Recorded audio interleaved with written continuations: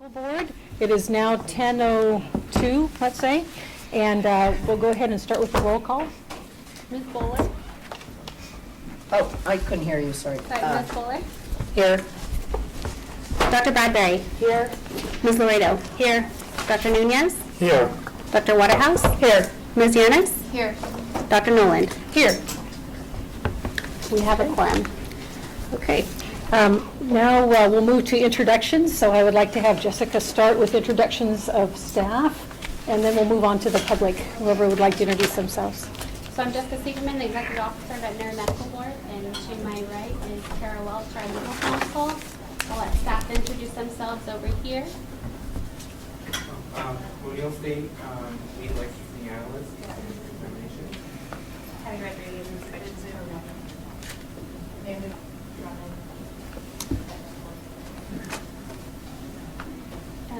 And then public? Any other Grant public? Miller, CBMA. Ken Blowski, CBMA. Mark Cushing with the Animal Policy Group. Nancy Irwin, California RBT Association. Valerie Fournier, VIN. Rafael Moore, General Counsel for VIN. Nancy Burns, Public Interest Law Policy Center, USD Law. Cindy Stanley, Sacramento Valley Vet Tech Association. Jake Sullivan, Veterinary. Jeff Pollard, NBC. Great, thank you very much. Now, we would like to take a moment to honor two people who have recently stepped off of the Veterinary Medical Board. I would like to first invite Dr. Richard Sullivan to come up. Dr. Sullivan has served on the board since June of 2012. He has had many roles, including board vice president, including liaison to the MDC, various subcommittees, including shelter minimum standards, alternate premises minimum standards, the telehealth, telemedicine, which was fun, and the drug compounding. We're very honored to have Dick have contributed these last 10 years now, okay, and or more than, let's see, well, a lot of years, and everything that you have done to help the board. So we have a plaque to give to you in recognition of your exemplary service. Do we want him to come around, or should I go up front? I'm going to Be careful. We need a picture. Stuff here. I think he deserves a handshake and a hug. Yes, he definitely does.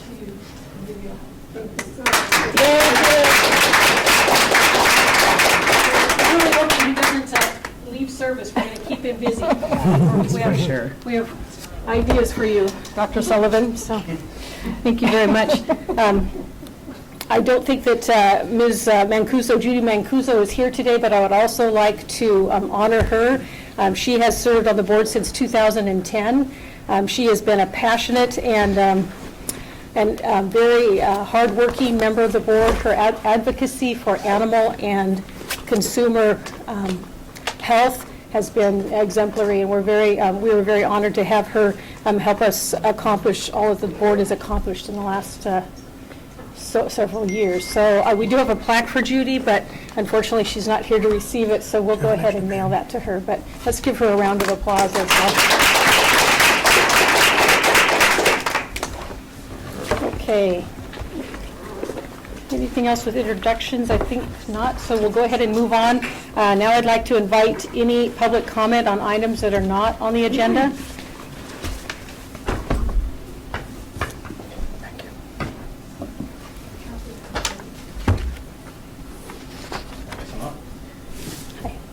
Good morning. My name is Rafael Moore. I'm General Counsel for Veterinary Information Network, VIN. Dr. Payan is going to be here this morning, but he's at VMAX and got his days wrong, so he's flying tonight, unfortunately. You might want to sit down so the mic can pick you up. Thank you. I want to bring to the board's attention the commentary about the new California BNP 4829.5, the counseling law. It's been an extremely active thread on the VIN boards. There's over 250 posts, mostly panic-stricken veterinarians who didn't see this coming. We've been trying to calm the audience down and say this is not a big deal. But through the course of the discussion, there's been a common thread of questions that I also couldn't answer interpretation items. I gave Tara and Jessica a stack of these FAQs that are just the questions. There's no answers. And that's sort of the starting point for us to try to hopefully work with you on coming with answers to these issues, and we can continue feeding the recurring theme. But some of them are simple things like, what is a common adverse effect? Is it an and or is it an or? Common and adverse, most of the vets say there's nothing like that. We wouldn't be prescribing anything that is common and adverse effect. Or is it an or? What's the standard for common? What's the standard for a severe effect? Do prescription diets fall into this or not? And we know the whole issues about, quote, prescription, is a diet a prescription or not? Issues regarding electronic communications. There's a provision saying it can be done electronically. What does it mean? Is it a phone call? Is it an email? Can I just give a URL to a database where my client can just search and get all the information? This information is out there in quite a few databases. So it's not so much an adverse response to the law, it's more of the fact that no one was aware of it coming, and how do they actually do it when everybody's figuring how many minutes of the day this is going to add, and they're multiplying and they're coming to conclusions of lost revenue, and what do we do? So I look forward to continuing discussions. Thank you. So I want to thank you for coming today. And just so everybody does know, Tara and I are working on some information to be put on our website shortly. Oh, wonderful. We're also meeting with Senate BNP, Business and Professional Codes staff on Tuesday to discuss it as well. So something will be coming out from the board shortly. Excellent. Can I let the membership know? Absolutely. Perfect. I appreciate it. Okay, Thank you. Thank you very much. Any other public comments?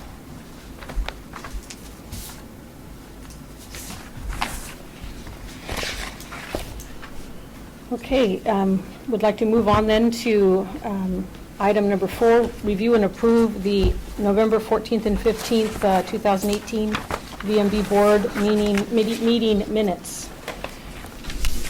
I have one to start with, which is a very simple one. There is a typo on page 1 at the end of the first sentence under item number 2. It should say welcomed instead of welcome. We made the edit up on the screen. Oh, there it is, so- already done. Look at that.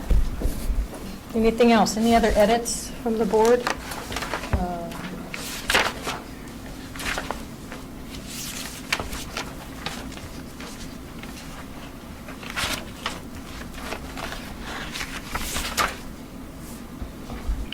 Yes.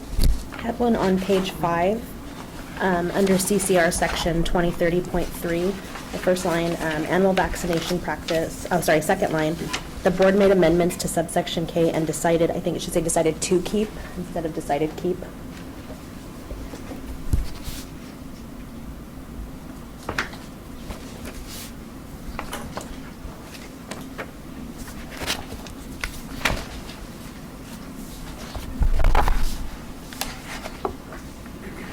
Anything else?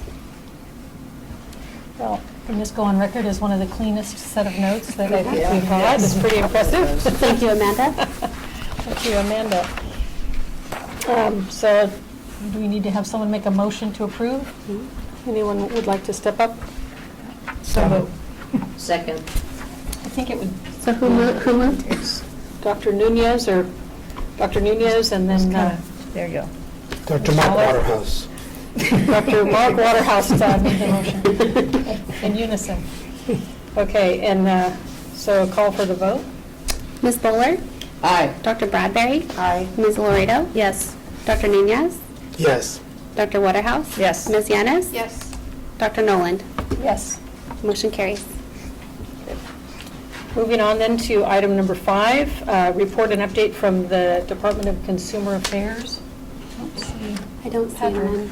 We can move on. Should we move on? Okay. So we're going to go ahead and move on, and if Patrick shows up, we'll stick him in here. Number 6, from the Multidisciplinary Advisory Committee report, Dr. Jeff Pollard. Thank you, Dr. Pollard. Morning. Morning.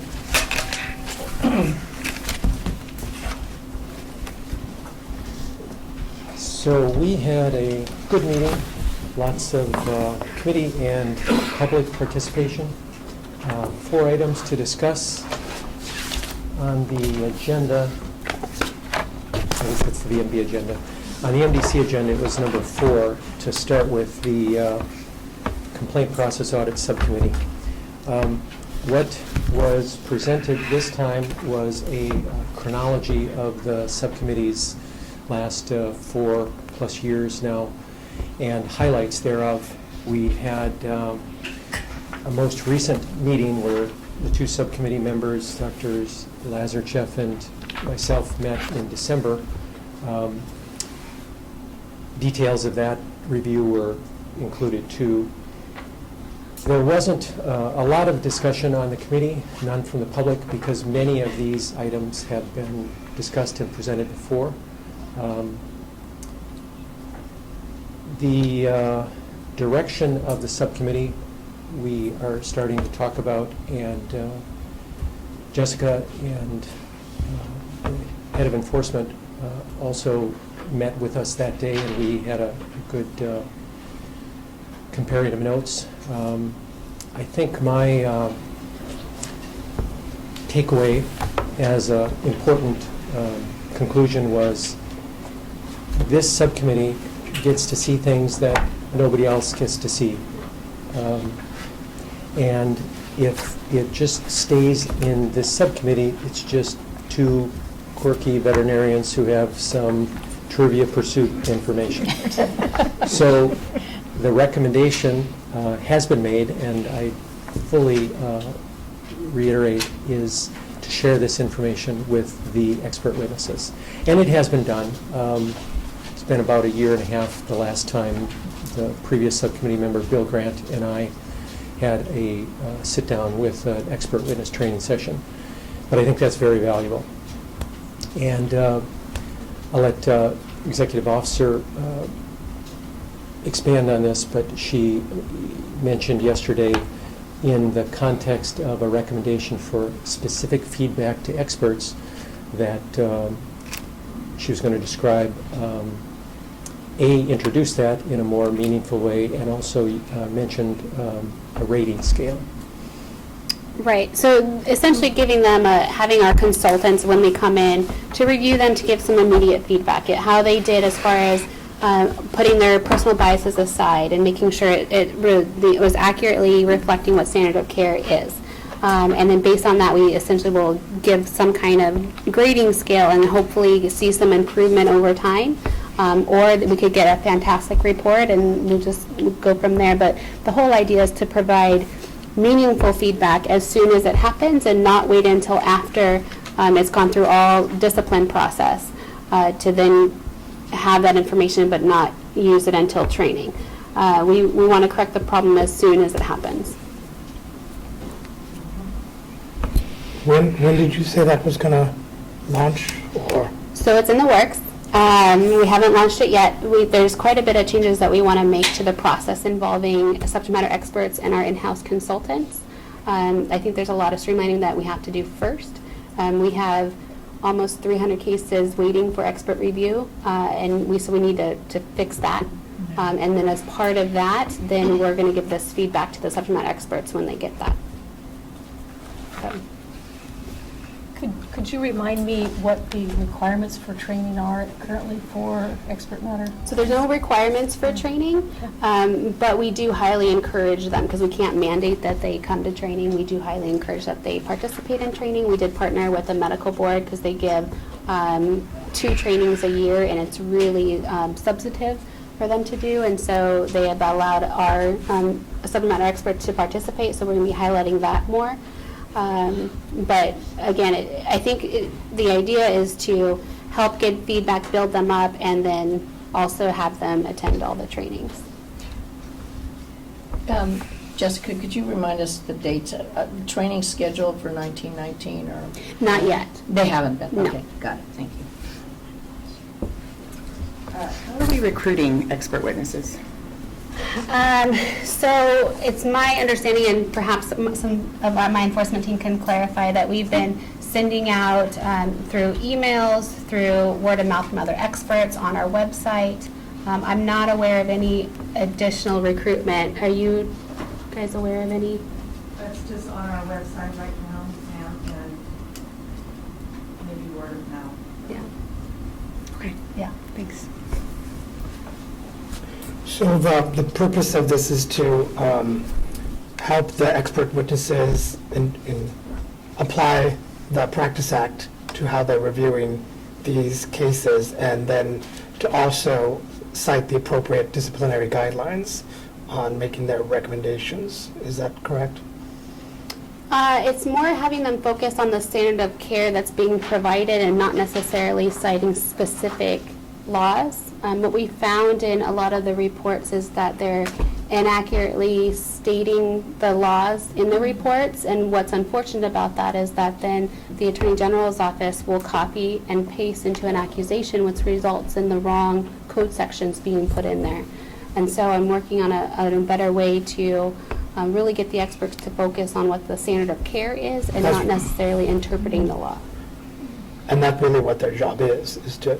I believe that's what they should be focusing on. And as far as citing disciplinary guideline, that's the duties of the Attorney General's office. Yeah, that really more comes into our enforcement staff making the recommendations according to the disciplinary guidelines. That goes to the enforcement manager, to myself, and then we make those recommendations to the Attorney General's office. They also look at those, and the ALJ will look at them as well.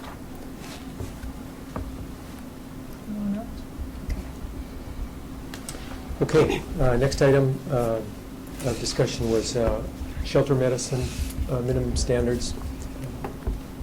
We are happy to report that we had a motion passed to approve language for 2035.5 and 2030.6, which are duties of a supervising veterinarian and animal health care tasks for RVTs in the shelter setting. We further elected to recommend eliminating a current 2030.7 reg regarding ambulatory practice of shelter medicine, which I guess we couldn't come up with a real-life example of, so didn't see the need. There's still a couple of items under this topic that need more work. They regard the broader discussion of animal health care tasks and duties of the supervising veterinarian. We had a pretty thorough discussion about some definitions, about the timing of the exam that the shelter veterinarian effects. A good example from a public member was if you have a protocol in place, you have protocols in place for things like vaccination, deworming, you know in advance, in 3 months, XYZ is going to happen. If instead you have a protocol in place for the care of a acute fracture, cast or a splint is going to be put on, you can't predict in advance, obviously, when that is going to happen. So those items will be continued, and the two subcommittee members, Dr. Alan Drusis and Jennifer Laredo, have very graciously volunteered to continue that battle. Questions on that item? Are you going to make any discussion on the herd health and population of public health? My statement of definition is code for herd health, yes. Yeah, we have to do that. Am I going to define what herd health is here today? No. And just so I understand the reason, and this may be something that Tara can answer, the reason why it has to be hashed out is, I'm trying to wrap my head around this, we're applying the term herd health to a population of pets in a shelter. Is that why we have to hash this out? No. The shelter regulations are separate and apart from the standard duties of the supervising veterinarian. So what the committee saw yesterday was an attempt to insert a definition for herd health, and that phrasing was heavily deliberated. Nothing came out of that. We had no resolution on which term to use for these situations. And these situations becomes a discussion of livestock versus population of animals in a shelter. And the point to what was passed out yesterday is the shelter regulations are their own. They have separate exemptions from other standard minimum requirements. So what needs to be discussed at this point is what is a group of animals, generally speaking, not just for the shelter animals, because at some point the board started using the term range setting to describe animals being cared for, I guess, on a ranch or in. Well, I don't want to waste the resources of the MDC to have them hash out something we really don't need to hash out. So my question on this level is, as the language was presented, it has completely removed the definitions of herd health.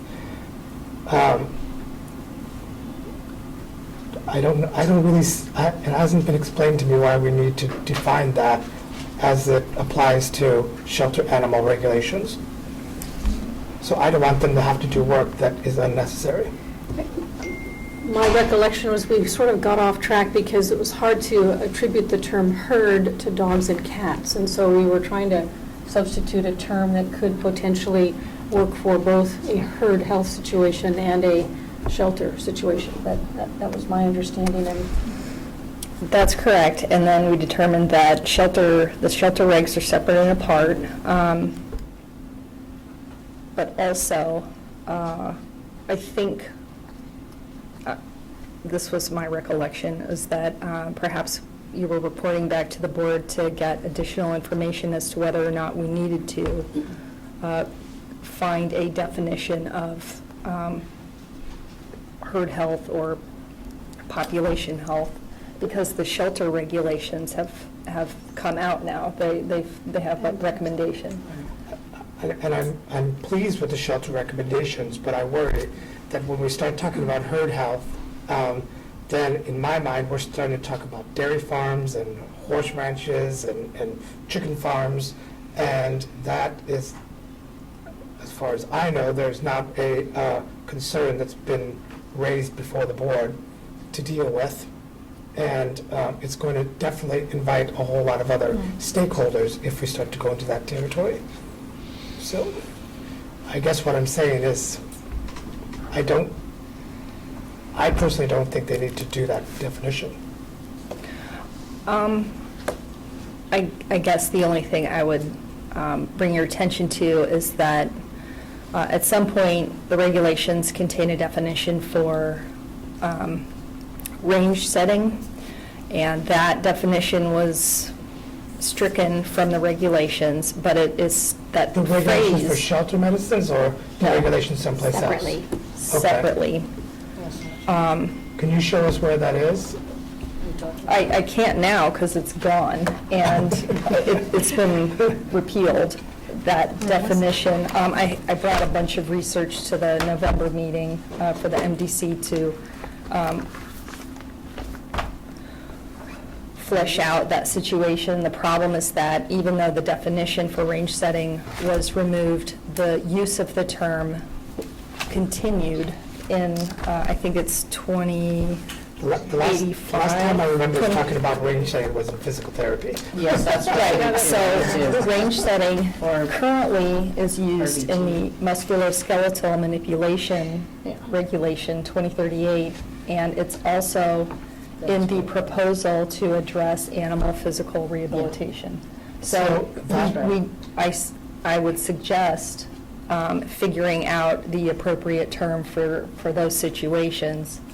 But as far as shelter medicine goes, that task has been completed, and you'll see that at the next meeting. Okay, so they don't need to discuss it in the conversation of shelter medicine. Correct. But at some point on the list of tasks, maybe we can tie it more appropriately to physical therapy if that is still on their list of things to do.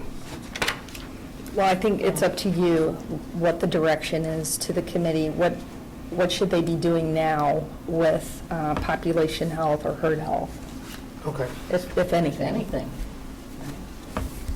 Yeah. All right.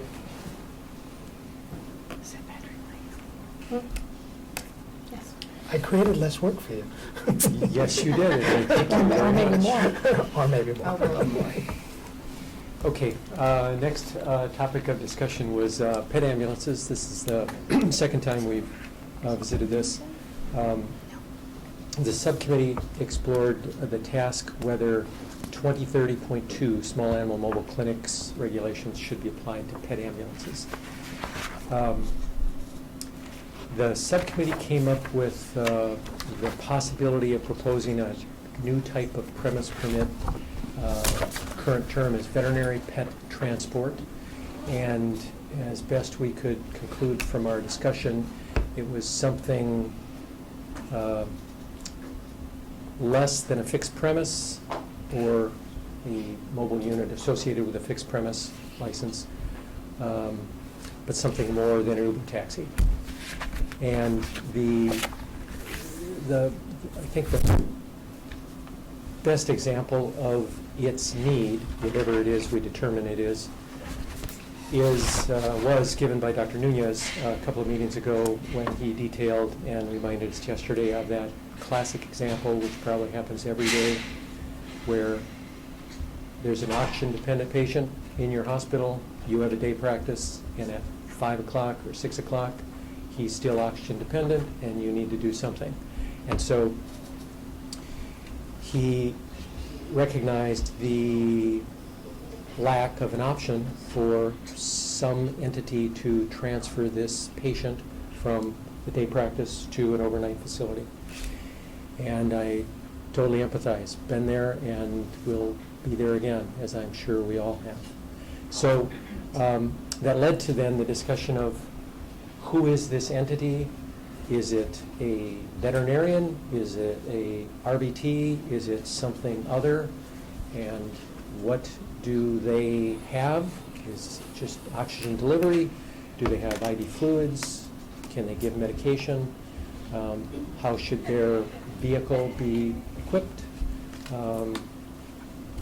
We concluded that, and I should say the subcommittee did some significant research. Christy Pawlowski elencated a list of a dozen plus uses of the service called pet ambulance or iterations of the same. And they were vast. They were from very intense medical interventions to just holding the pet's paw. So we concluded after the discussion that we probably need more direction from the board about where we're going with this and what the goal is. Any comments? The only thing I would add is it seemed like we kept coming back to how is a pet ambulance different, or should it be different than the small animal mobile unit. So, I guess there's a desire to, or a recognition that if it's just pet transport, perhaps it doesn't meet all of the requirements of a small animal mobile unit. On the other hand, the current regulation for that says, it gives you a step down. And if you're not performing surgery, aseptical surgery in those situations, then you don't have to meet more strict requirements. So we keep coming back to how is the pet transport any different than small animal mobile units?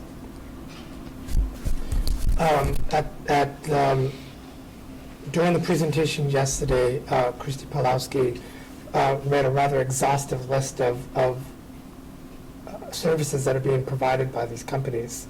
And some of those services definitely fit within the category of the practice of veterinary medicine. And so whenever there is the practice of veterinary medicine, there needs to be an established VCPR, there needs to be accountability, and there needs to be recourse if something happens.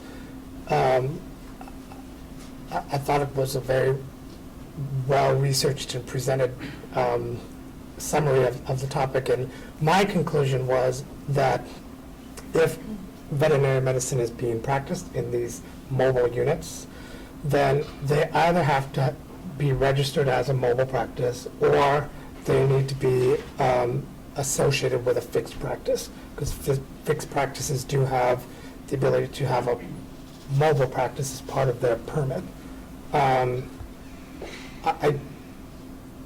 Because if in the situation that I laid out, if I transfer a pet to an ambulance to go to a referral hospital, I am transferring that care. And so I can no longer be held liable for what happens to the pet in that mobile practice.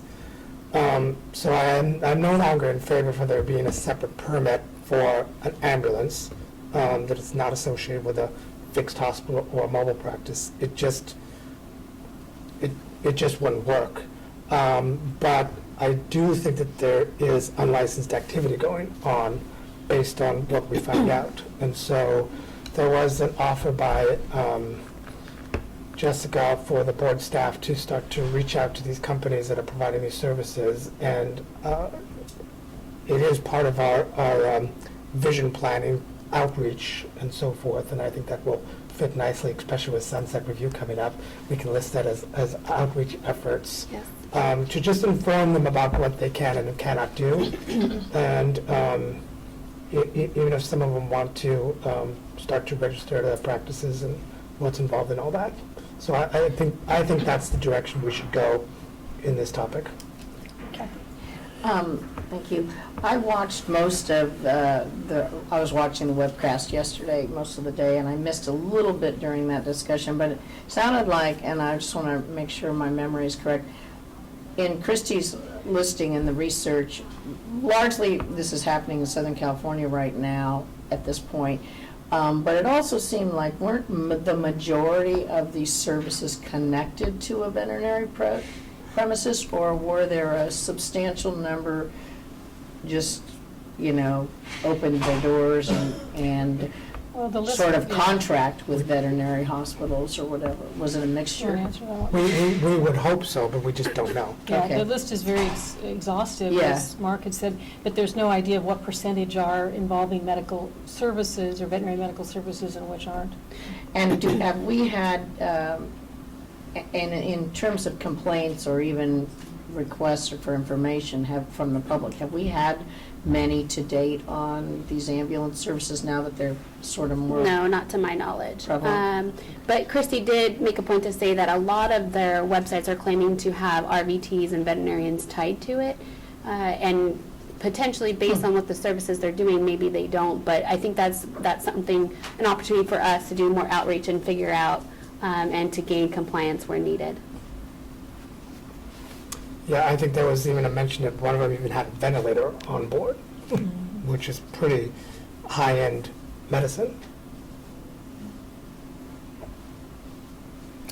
Well, I want to thank the subcommittee. I thought they did a very nice job, and I would agree with Dr. Nunez. I think my takeaway from that was that if we're practicing veterinary medicine, there needs to be a premise permit. I did take some time last night and looked up the wording that we're talking about for minimum standards for small animal house call locations, and I would think that if we tweak that just a bit, my concern with using mobile facility with all of these circumstances is that it requires an examination room, and that will be, I think, difficult to do for some of the companies that are really just doing basic transport with minimum care. They don't need an exam room, but if you look at our house call premise standards, that requirement is eliminated. But it also, I'm not sure we even came up with the wording for we call it my notes say location, so instead of practice, when we're looking at the house call. So Tara, did we ever decide on a term? Is there a way we could add some wording so that if they are practicing as a pet ambulance, they could fall under either a fixed premise permit, small animal mobile permit, or the house call permit, depending on the extent of their services. Okay, so what we're talking about now is the minimum standards for alternate premises, which I believe the board approved for rulemaking at the November meeting. And on page 11 of that proposal, Right. it's 2030.4 minimum standards, Right. small animal house call location.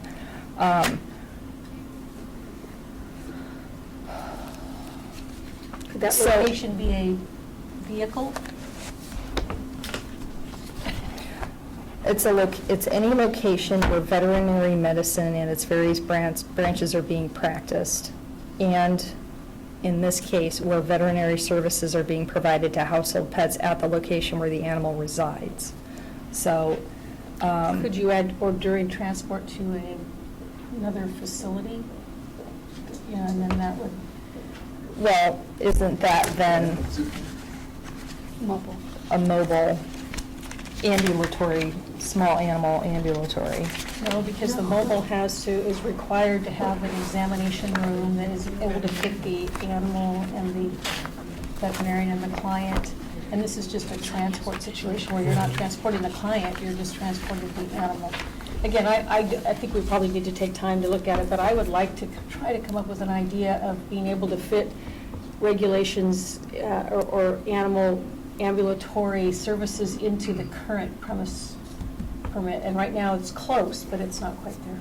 So we would also need to look at 2030.2 minimum standards for small animal mobile facility then. Yeah, I looked at that last night. Okay. And the biggest hurdle is that these ambulatory practices are not examining animals, really. That's not their function. Their function is to move the animal either from a resident to a veterinary hospital to be treated, or moving it from one hospital to another. It seems to be, the other services aren't veterinary medicine. They're transporting, they're more of a taxi service, it seemed to me. And we really don't have any oversight over that. That's not veterinary medicine. Oh, sorry. Mark, and then, I think she had her hand up before. oh, I'm sorry. I'm sorry. I'll let you, I want to hear what your questions are first, because you might be asking. Well, I'm a little bit confused, because you're talking now about fixing language on the proposed 2035.25, when I don't think that we need to even have, because I don't think we need to define. no, I'm not that. talking about accepting 2030.25. I'm talking about using what we voted on in November, 2030.2 for the mobile facility and 2030.4 for the small animal house call locations. Okay, so Yeah, I was adding- talking about, why don't we try to, Squeeze that into there. yeah, and then we. Do we need to? I don't know, that's a good conversation, Sharon. So my point, maybe we should do some research first. Maybe we should let them do their investigations, find out what really is out there. Because maybe most of these are, or maybe all of them are tied to. So you're talking about the To board? fix, yes, to let the board do their investigation to find Okay. out what is going on. So when I've used these services, and it's been rare because there aren't many around here, but I have had clients that we needed to get to Davis, which is not it's a pretty short distance, but still we need to get them here, and usually it's for oxygen. That's why we're using it. There isn't a veterinarian that's on board, and I think that the public would like to have more of those services and that option to take care of their animal to transport somewhere. So I guess I'm confused about making it a mobile practice if I thought most of these were probably not a veterinarian on board. And would it be possible to just limit it to oxygen and say beyond that it's practicing veterinary medicine? I mean, because then we aren't transferring the care, but we're still allowed to, send them in that. And I don't know. Yeah, we had a great discussion yesterday. Jessica brought up the fact that, you can go into an oxygen bar and get oxygen. Yeah. And I think the idea of if veterinary medicine is being practiced, it's either the permit of the fixed practice that is sending the animal off or the permit of the fixed practice that is receiving the animal. Somebody has to take responsibility for the. But we can discharge treatment. patient to the client. As long as you remain responsible, absolutely, I would think. That's my thought. Mark? I mean, things can go wrong with an oxygen cage. I mean, if you're not properly monitoring that, those things can get hot. You can have carbon dioxide build up. I mean, it's not. But the I patient think- could die without being transferred, so. Yeah, but it's tricky because if something happens and it proves to be a result of that oxygen cage not being properly maintained, maybe their tanks are empty. So as far as recourse is, who's going to take the blame? Is it going to be the ambulance company or is it going to be you? So I think we're perhaps going beyond the scope of this item because Dr. Pollard is reporting back what the MDC did. He's looking for guidance on what to direct this. Do we need a motion to? Right, so at this point, you know, you keep sending it back to the MDC. They keep returning it with no change. And it seems like one of the biggest factors is whether or not there's a problem or if unlicensed individuals are actually practicing veterinary medicine. And so is this happening? And I think the only way we're really going to find out is if staff starts looking into this and reporting back at a So later I date. move that we let staff investigate this and decide how much of a problem it is and see what suggestions they have. And bring it back to the next board meeting. And bring it back to the I next board think we meeting. need a motion for that. I mean, Right. Okay. That's what. And he'll bring back data on what's happening out there.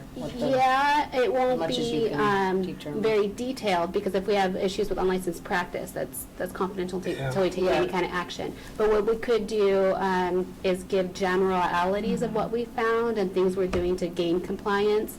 Another benefit to that is if we try to gain compliance and they come back with, there's no way I can comply with X, Y, and Z on this list, that's feedback I can bring back to you guys, so then you guys can know what the actual problems are, instead of us trying to figure it out before it happens. I move that we tell Christy to get it right. Any other comments? We'll strike that from the record. Yeah. Okay. One final note on this is the evolution of this discussion now over the couple of meetings that we've worked on it emanated with the concern for unlicensed practice, I mean, simply put. And then the addition of the potential liability for the veterinarian who's sending the patient. And then the discussion yesterday brought up the point that these companies have usually websites or whatever means of alerting the public, and that could clearly fall into fraud and misrepresentation with regard to how they're advertising their services. You know, out of our purview for sure, not yours, but ours. Okay, good. Last item of discussion, the most exciting, was cannabis guidelines. So we had been tasked with starting the development of guidelines per AB 2215, as you well know. Our goal yesterday was to present a preliminary guideline as a starting point, as a means to solicit committee and public input, and then return in April with, I'd like to hope, some finalized MDC recommendations to give to the board to vote on and go from there. So I'd like to just mention a couple of seminal highlights that I took away from the discussion, and then open it up for bows and arrows. There were a number of public members. I think as a group, I was very happy to have them. They inputted very valuable information, concerns they had. Some were veterinarians, some were public members, non-veterinarians. Not in any particular order, the issues that were raised were continuing education. It was pointed out, and in the packet that we provided, it was there was an item that demonstrated the ill-informed status of veterinarians in general about this issue.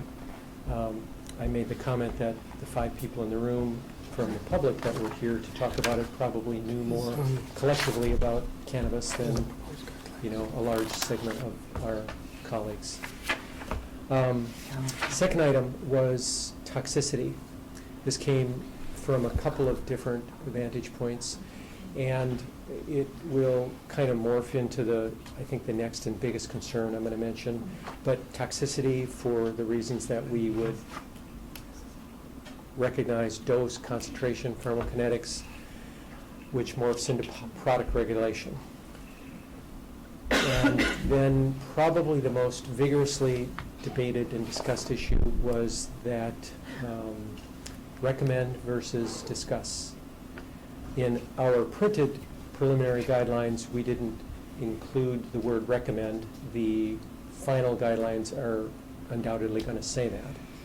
But several people very sincerely brought up the concern about how to have that conversation, whatever your background as a veterinarian is, and not get into hot water with the board morphing into the recommend category. I think it was instructive for some of the public members too to recognize that the VMB didn't write this legislation, and some changes probably would have been made had they done so. Likewise, the public would probably have preferred other things. Valerie Fenstermaker made the very good observation that it probably isn't done, and it might be a very temporary solution, what we have right now. So I think I came away with the conclusion that we have to work with what we have now. We have to put something out there, advance the ball a little bit. I feel better than I did 3 weeks ago. At least I know I'm not going to go to jail for just discussing, saying the word cannabis. And the last item I think that will be important to mention, I'm sure it'll come up. Dr. Waterhouse pointed out the need for more research, and that one of our own, Dr. Jamie Patton here, has the means to do such. We just need money, I guess. Your turn. Okay. Comment? Questions on that? Can I just get one point of clarification? I hate to take us backwards, but when it comes to the definition of herd health population, and I'm joking. I'm not joking. Is the board wanting the MDC to tackle that at their next meeting, or are they wanting us to hold off on it? I guess, is there a legal reason we need to tackle that?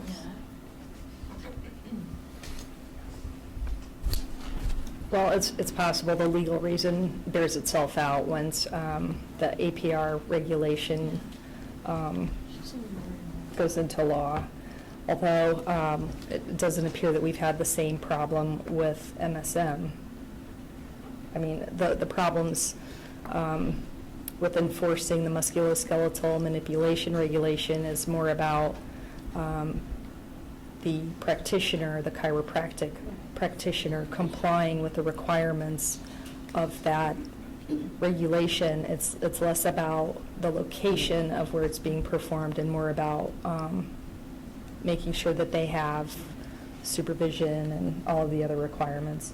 So similarly, APR potentially might have the same problem. So, I mean, I think there might be a desire to have it better defined, but I think this is a good clarifying question, because do you want the MDC to actually try to come up with a definition for that? So APR uses range setting, which is totally different than herd health. Yeah. Right, and So the why point not? is, come up with the appropriate terminology, define it, and then make changes, if necessary, to the MSM and APR regulations. So there's Mark, consistency. and then, Are you talking about the APR regulations that is being moved by the Physical Therapy Board? No, I'm talking about the APR regulations. I think the board adopted April of 2017. Okay, our regulation. Yeah. Okay. so Kathy, and then back to you. I'm still a little bit confused about the need. So shelter medicine in the group populations in that respect are, that's off the table because it's its own separate section. The herd health, I'm still not understanding why there is a need to redefine that or change the definition per se. So I think the problem when it comes to enforcement, well, the problem when it comes to enforcement, you have a term range setting, and that's used in other regulations. There was a definition at one point which was removed, so now we're using that term without it being defined. But range setting to me is a location, herd health is a population of animals. Herd health is a practice. So I think that I guess I'm. the mere fact that we spent so much time just on this definition yesterday just means there's a lot of room for interpretation, which makes it challenging to enforce. I'm sorry, I'm confused too. I thought we were talking about the shelter medicine minimum standards, and then that morphed into the herd health. Right. Are we looking for a definition to use in the shelter medicine regulations because herd health has been used, or are we now just going back to, like, it's separate from the shelter medicine? Okay, let me take it. Sorry. It's separate. Okay. The board had already approved the shelter medicine, we're done. But during that time, we identified the issue that it's not defined, and so we're asking, would you like the MDC to define it or wait until it becomes an issue? It is the herd health, Range setting, is that in the shelter medicine guidelines, that wording? I don't think. No. Okay, thanks. So I would like to make a comment. I think it came up because there are many similarities between shelter medicine and large animal herd health medicine. Because in a large confinement facility such as a dairy, you have herd health protocols, and those animals they start to be treated in a very common herd health protocol. If it doesn't go well, then that animal is looked at individually. Shelter medicine does the same thing, and if you really look at the Practice Act and you talk about the supervising veterinarian, it gets a little muddy in my opinion, because it's very clear, it says prior, and then there's only one sentence that kind of, I think we use as a loophole. I'm sure I want to bring this up, but I'm on the 2035 duties of a supervising veterinarian. It says the supervising veterinarian shall have examined the animal patient prior to the delegation of any animal health care task to an RVT. But then it says the examination of the animal patient shall be conducted at such time as good veterinary medical practice requires, consistent with the particular delegated animal health care task. So I think it's, that's sort of the premise that we use in herd health. We have a protocol that we've examined, we have a current VCPR, and in order to treat animals humanely and compassionately, you have to be able to have a protocol. The veterinarian can't possibly be there. Right. And I think shelter's the same. So that's sort of where we got off on that. Jessica. Jennifer, sorry. Other than me. So I just wanted to clarify too, I like the term herd health. I think it's a very universal term. The issue was not finding a definition, it was basically creating one. California does not have a definition anywhere. Tara had done extensive research and found a definition from another state. Texas, and that Texas definition explicitly excluded dogs and cats. Yeah. So that's how the whole issue came about. Herd health, to me, especially being in shelter medicine for over a decade, it's very universal. It means that you're treating the entire population and not just the one. So I was kind of on the fence about coming up with different terms like population health, but that was kind of the direction that we were taking. But I like herd health. Okay, so I've got a recommendation. If the board wants to discuss this further, perhaps you could look at it at the next meeting to see what language the MDC was struggling with respect to this discussion, not about shelter regulation. If you don't think that there's a problem, the point is, I think Jessica was asking is, does the MDC need to do anything else about herd health at this time? So do you want to look at it at the next meeting to see if there is a problem, or just drop it? I don't think we can drop it because of the PT regulation. So it's still on your plate, I think. With what? But the PT regulation, where, how much time, we don't have much of a, oh God, I don't know what I'm saying. So we need a clear direction for the MDC. What do you want them to Well, look at now? can we have them focus on a definition of herd health specifically in conjunction of how it's being applied in the PT regulation? I think it's range setting. It's Range range setting, setting. it doesn't say, yeah, it's range setting, which is a location. Does that need to be And defined? we just, that took a while to create. It's No, what, I I- think, excuse me. Yes. So I think, Tara, if this is correct, so what you're saying is, we've already got the term range setting in the MSM. So it's in law already. Yes. And the legislature accepted that, or the OAL. OAL accepted that. Mhm. And so therefore, we don't know if we have a problem with range setting. Right, the issue with the MSM regulation, that it's not about the location, it's about the supervision. Yes, and somehow, I can't figure out where we're going from, because the discussion yesterday was herd health versus population health. How does that morph into range setting, because they're two totally separate things? Range setting involves potentially herd health. And one is the practice of veterinary medicine for herd health versus where that herd health practice is in the range setting. But herd health doesn't have to be in a range setting. There's quite Right. a bit more herd health medicine that is practiced outside of a range setting, so. Well, and we keep coming up with more differences and things to talk about, and how range setting is not necessarily just about where herd health is practiced. That's the point. Do you want to see this issue at the next meeting, or do you want to give direction to the MDC to look at herd health specifically? I guess I feel like I don't think that it's broken at this point enough to fix it. And I think I would say no, that would be my suggestion, but I don't know, we have different opinions on that. Here's- Bradbury, sorry to submit that Mark, Dr. Bradbury. Yeah, I guess I would like to see what the questions are more clearly defined maybe at the next meeting, and have the definitions that are there so we can look at them and then decide if there's a problem maybe, before putting it back to the committee, since they already are having a problem with it. Dr. Nunez. See, I don't see the need to define herd health here, because it's That's what I'm saying. range setting is, in this sentence, in section D, veterinary assistance may perform APR under the direct supervision of the veterinarian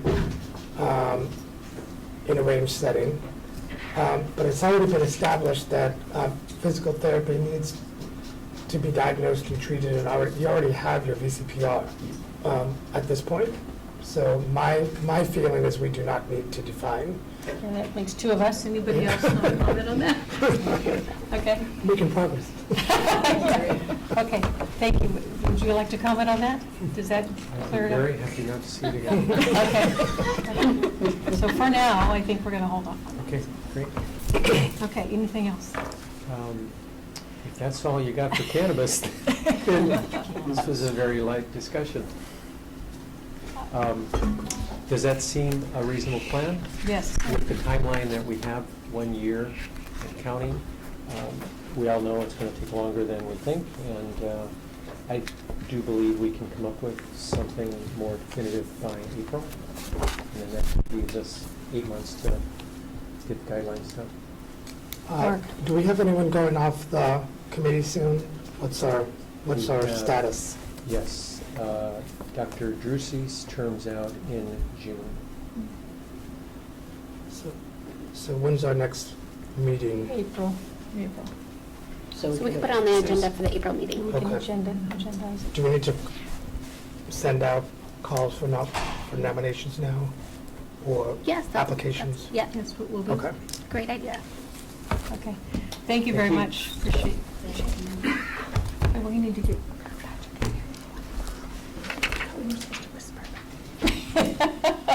We're going to go back now to item, which item was it? 6. Oh, I'm sorry. Oh, no, Five. sorry, five. Five, sorry. No, Okay. Consumer Yeah. Affairs, yeah, 5. I'm on the wrong. Item number 5, we'll go ahead and have the Department of Consumer Affairs give a report.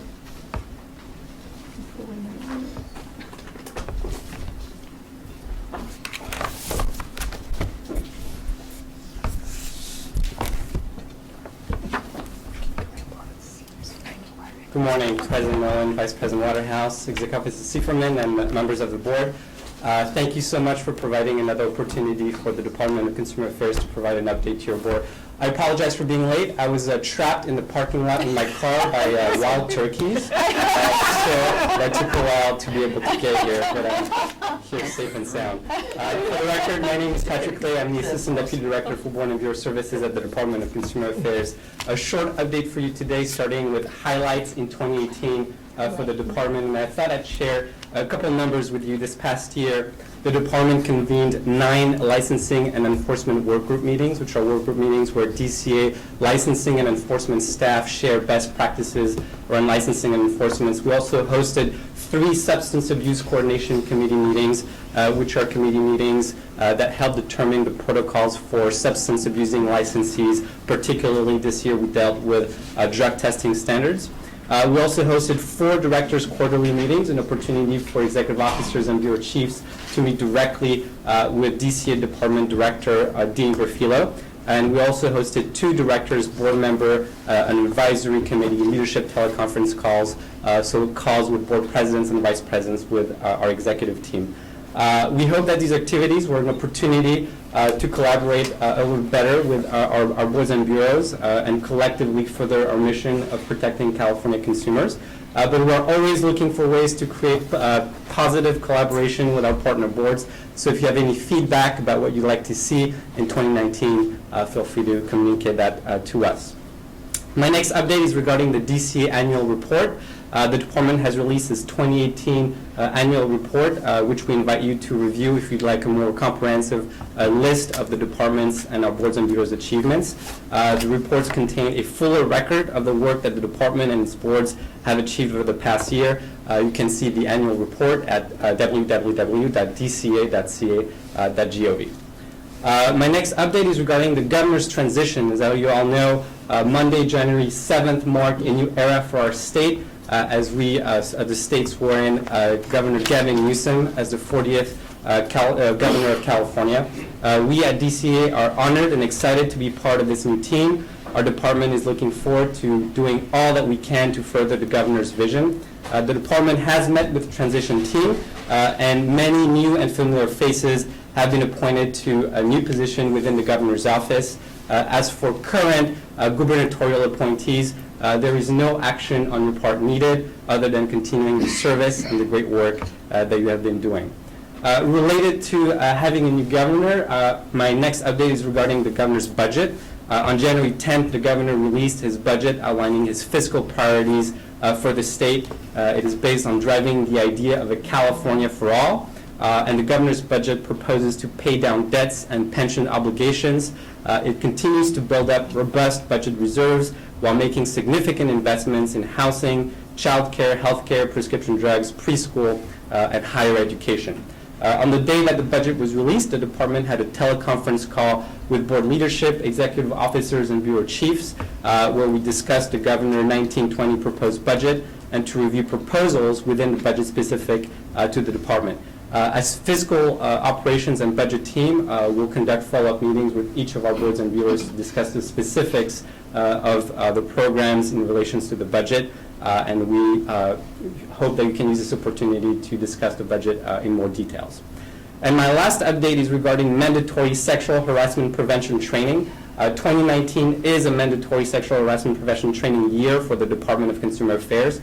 This means that all employees and board members are required to complete this training this year, even if it was completed last year.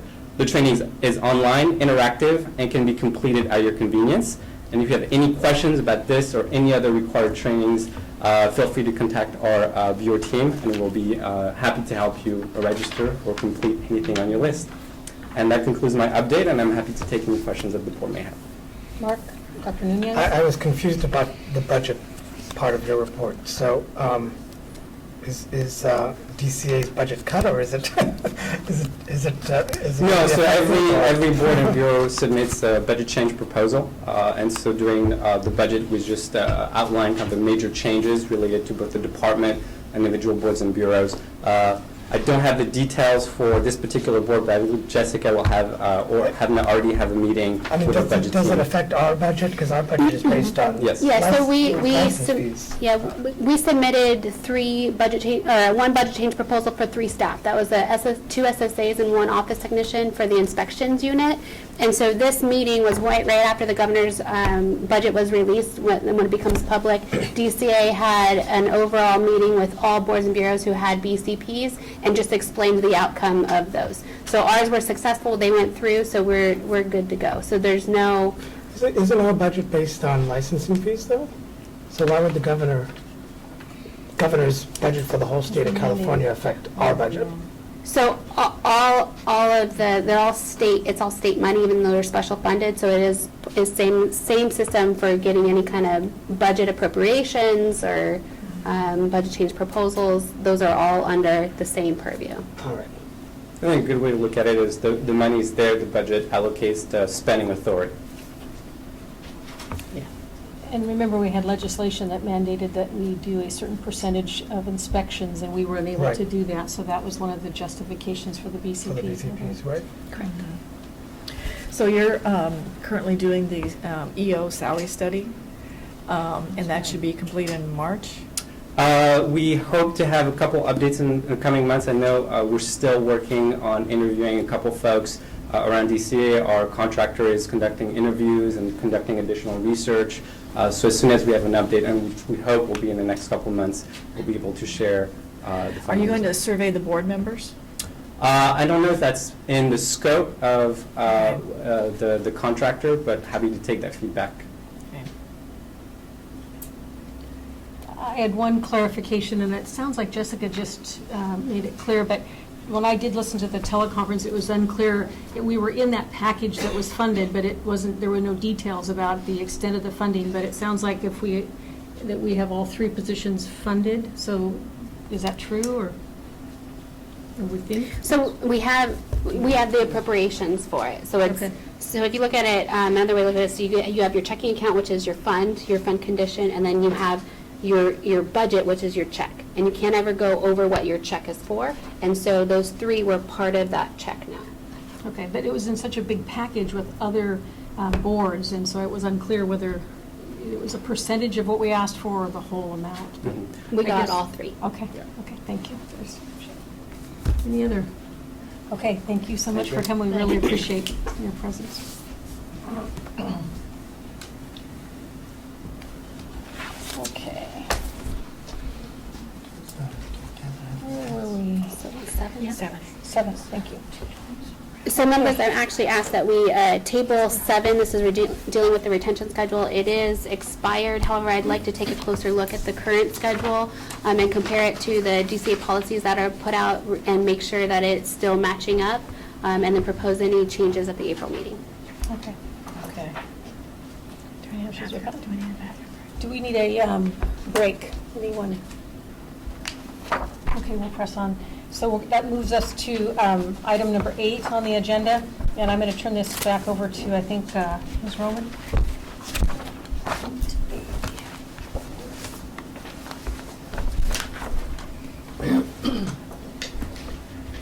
Good morning, Amanda Drummond, Vet Med Board. Before I get started, I really want to take a minute to thank Tara. She has gone above and beyond with the regulatory packages, dealing with me, throwing a bunch of things at her, and she's always very gracious and helpful about it, so thank you, Tara, for everything that you do for it. So on the screen up there and in your packets, there is the most recent reg status. This has been amended slightly from what's in your packets. And changes I'll highlight since the board meeting include the final rulemaking package for the fee schedule. It has been submitted to DCA, and it is with agency as of January 15th, 2019. So it's well on its way to OAL. The initial rulemaking package for CPI, we did receive some comments back from agency, and we are going to be discussing those later in agenda item 8D. The initial rulemaking package for telemedicine is also with agency as of January 4th, 2019. And then also, in addition to that, so I am working on disciplinary guidelines, RVT education, drug compounding, animal physical rehabilitation. And I also have started working on the RVT task under indirect supervision, RVT emergency care, and also the regulatory requirements for AB 2138 do have a strict deadline of July 2020. So to help facilitate that process, I started doing some of the groundwork on the package itself. And I know that's something we are going to be talking about as well, but I wanted to kind of start on that. So that's just kind of an update on where everything currently is. So currently working on the 7, and the other ones that have been submitted are well on their way. Anybody have any questions? I had one, but I think it's because of other issues, but the telemedicine one that was submitted for peer review to DCA in May, is that a normal timeline? I mean, there's other issues with telemedicine, and I'm not quite sure, but that seems a long time, almost a year, but, well, not a year, but. So I guess now's a good time to make a note here. When you see submitted to DCA for pre-review, that's really review. So that's the 4 different binders to the different divisions under DCA, including finance. So it's actually moving through the DCA levels. It's not just stuck with me reviewing it on. Oh, I didn't even know that was you in the pre-review. Sorry, I was thinking that something. Yeah, so the pre-review is when it is stuck with me. And currently, just this month, Amanda kicked some serious butt and got 4 giant rulemaking files to me, which I'm dragging my feet through. But telemedicine is moving through the process. Okay. Yeah, so it's not stuck at legal as of May 18. After we submit it for after Tara and I finish our work, like she said, we do the 4 binders, and it goes through a multiple step process, including legal affairs, ledge reg, budgets, finance. So there are multiple parties that look at it. So it has gone through all those, and it has gone through the director's office, and now it's with agency. And after agency, then it goes to OAL. So it's kind of on that last hurdle before we notice it. We can have Amanda define her health. I have a comment. I just wanted to say thank you to you, Amanda, and to Tara for your hard work. It's a bit overwhelming when you look at it in one place, and I really appreciated how you stepped the very first, let me go back to it, the fee schedule. It was, in our last meeting, it was on the 45-day comment period, and you left that orange so we could kind of see the progress. I did have one question on the uniform standards of abuse, because last meeting, you had indicated it had moved forward to the staff working on it, but now I'm kind of lost because I'm not sure where we are. Yeah, so that's actually 8B. So if I can give you a full We'll do that update. later. Okay, okay. It was, but I really do appreciate the new format. It's helpful. And Yes. And when that last box is filled, you should come up with a real special color. A gala. Yeah. Big fireworks. Is that a party planning committee? Yeah. A gala. A gala, you would do. Anyone else have any questions for Amanda? Okay, thank you so much. Thank you, Amanda. So members, that brings us to 8B. This is the uniform standards. It was discussed briefly at the last meeting, and I said I would take a look at what happened with the uniform standards, and it does look like these were things that were mentioned in the last couple sunset reports as something that the VMB should make a priority. In 2015, though, there was let me back up. There was a hold that was placed on when legal was doing some review on it, but in 2015 that hold was removed, and so then boards proceeded with regulations. We did not. So, but I do think, given the fact that it was mentioned in the last 2 sunset reports, we're coming up with sunset, and this is a consumer protection issue.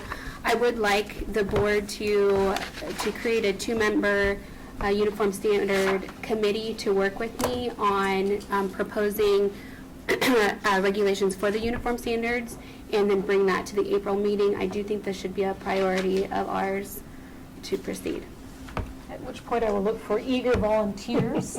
I would ask that it's at least one public and one professional member. Okay. I recommend Mark and Kathy. I was going I second that recommendation. Any comments? Would you be willing to accept that recommendation? I will if Kathy will. I will. Very good. Can I get Me a too. formal motion, please? Yes, I move that we appoint Dr. Nunez and Kathy Bowler to that committee. I second that motion. To create a committee and then appoint them. To create a two-member committee to look at uniform standards implementation. Yes, that one. Yeah, that one. Okay. All right, Ms. Bowler. Aye. Dr. Bradbury. Yes. Ms. Laredo. Yes. Dr. Nunez. Yes. Dr. Waterhouse. Yes. Ms. Yanis. Yes. Dr. Nolan. Yes. Motion carries. Thank you. And then will we be looking for a report back at the next meeting? Is that the time frame? Yes. Okay. So then, agenda item 8C, I would like to turn over to Tara for her presentation on her memo. Okay, so if you recall at the last meeting, we were discussing dental radiographs and whether or not clients are informed and giving informed consent for these procedures. So I have a memo here that discusses what's actually required to be discussed with the client pursuant to the veterinary client-patient relationship regulation. And when I was looking at the BCPR regulation, which is CCR section 2032.1, I noticed that it's different than the following regulation that applies to subsequent veterinarians and what they have to communicate to the client. And realize that we've got a bit of a gap here. So the VCPR, this is for the initial originating veterinarian under subsection B3.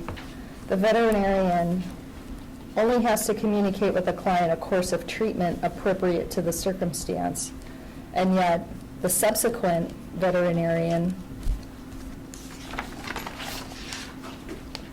under 2032.15, they have to communicate differences if the medical, treatment, diagnostic, and/or therapeutic plan differs from that which was communicated to the client by the original veterinarian. So that's significantly more information than just course of treatment, which the original veterinarian only has to, by regulation, communicate. So I've got a proposal here to shore that little gap up, to make it identical, the information that would be required to be communicated by the original veterinarian to the client would strike out course of treatment and instead include medical, treatment, diagnostic, and/or therapeutic plan appropriate to the circumstance. And that way, if any of that is changed by the subsequent veterinarian, that information would have to be communicated to the client. That way, the client knows what's going on with the animal patient throughout the process, throughout diagnostic and treatment. So getting back to radiograph procedures and whether or not the client is informed of radiographs being performed, my proposal would encompass that idea because they would then veterinarians would have to communicate the diagnostic plan, which arguably includes radiographs. However, Dr. Waterhouse raised an issue to me as to what happens when the client is just presuming that x-rays are being performed when they're not actually being performed. And I thought about it, and I can't think of a way to structure language to require a veterinarian to communicate information that they're not going to do. It's difficult. So I suspect at least we would be shoring up the language so that the client receives more information up front to include this diagnostic plan. And if x-rays weren't a part of that diagnostic plan, presumably the client would just have to be knowledgeable and ask the question, are you going to be performing x-rays for this dental procedure? That way, at least they may have a better idea of what's not occurring, rather than just going straight from, oh, we're going to clean the dog's teeth and done, which is potentially what is all, that's the only thing that's happening today. Really, that's the only thing really required explicitly by the regulation. So I'm going to open it up to you guys for comment. That's Dr. Bradbury. So I had two comments. One is that on the wording here on B3, it sounds like to me that this would mean that before anything additional would be done, even if it had already been communicated, the new veterinarian taking over the case would need to discuss it with the client. It doesn't say anything about a change to the plan in that. So for example, if a case is transferred to a veterinarian in the morning at an emergency clinic and there's been an agreement that an ultrasound would be performed that day, typically that doctor that's taking over the case isn't going to call and get permission again. But it sounds like here whoever has assumed the responsibility needs to communicate before anything more is being done. I don't think that was your intention, but I don't know if it needs to say something if there's a change to the plan. So the change to the plan is under 2032.15. Okay, so it's covered already. Yeah, it's part of your materials, and I've got it in here because I just wanted you to not only be able to see the language itself. It's 2032.15, subsection B. If the medical treatment, diagnostic, and/or therapeutic plan differs from that which was communicated to the client by the original veterinarian, then the designated veterinarian must attempt to communicate the necessary changes with the client in a timely manner. So we're covered there. I do just want to go over quickly why I've got the telemedicine and VCPR proposals in here. And that's just to let you know that if you did want to go ahead and change the VCPR 2032.1 subsection B3 to add medical treatment, diagnostic, and/or therapeutic plan, you may want to wait to do that because telemedicine is already moving, and that also revises the VCPR. It's the same regulation. And also, the VCPR proposed language, it's a similar topic. So I just wanted to highlight that there's another VCPR regulation that's moving through the process as well. That has the same wording. Okay. Which exact section of that regulation are you talking about on 2032.1? Is it B3? B3. Yeah. B3. So it's page 4 of my memo, up on the top left. Okay. Page 4. This is what I'm recommending that the board adopt. So it's revisions to strike course of treatment, which is arguably too vague, and instead require medical treatment, diagnostic, and/or therapeutic plan.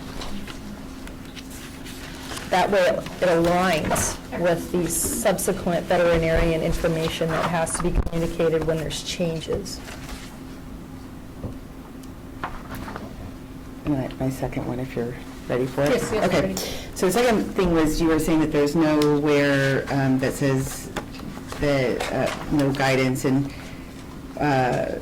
telling a veterinarian or a veterinarian having to tell a client what they're not going to do. I guess there's some responsibility of veterinarians to say, ideally, your animal would have fluids overnight and should be at an overnight facility or something of that matter. We don't have the ability to do that here.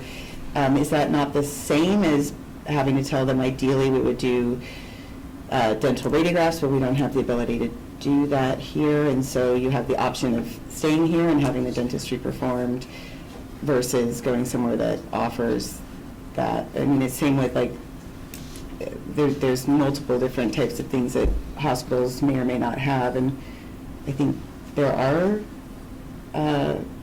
rules that have veterinarians having to inform clients about that, or am I incorrect with that? There's a requirement that they have the notice posting if they don't have the overnight facility, and where to get that. So what you could do for these instances, if they don't have the capability in that hospital to do it, you can look at requiring them to post that they don't have that capability, but that won't solve the issue of if you do have it, but you're not going to use it. Are you going to then tell them that you didn't use it? Oh, I thought that when we were talking about dental radiographs, it was mostly in the setting that people didn't have the ability to perform them and weren't advising the client that they didn't have dental radiographs. But I don't. I think you had both going on. Okay. And so, for example, if there was an animal that needed an ACTH stimulation test in order to diagnose Addison's disease, and they didn't have the drug to do it, is it not standard of care for the veterinarian to tell the client that they don't have that and they need to go to another facility to have that test performed, ideally, and the client then can decide whether they want to do that or not? Sorry. I just don't know what the difference is if we haven't decided a standard of care for dentistry as part of the problem. That's, I think, the crux of the matter. Right, and we've just determined that it's potentially a bad idea to establish an explicit standard of care in those circumstances because, you know, it's really about what everyone in the community is doing, and that's the standard of care. So as far as the ACHT. Yeah, that's the standard of care that's been established, I guess, so. Right, so if you know that there's a diagnostic requirement for the symptoms you're seeing, you would have to communicate, well, the diagnosis requires this test to be done, I can't perform it here, you would need to take the animal somewhere else. Yeah, and that's why I'm requesting that this information be added to the regulation because potentially somebody argues that the regulation itself doesn't require that to be communicated directly to the client, whether or not you actually perform the test. This is about providing information to the client directly so that they can make an informed decision about what's happening. Yeah, I like that. Any comments from the public?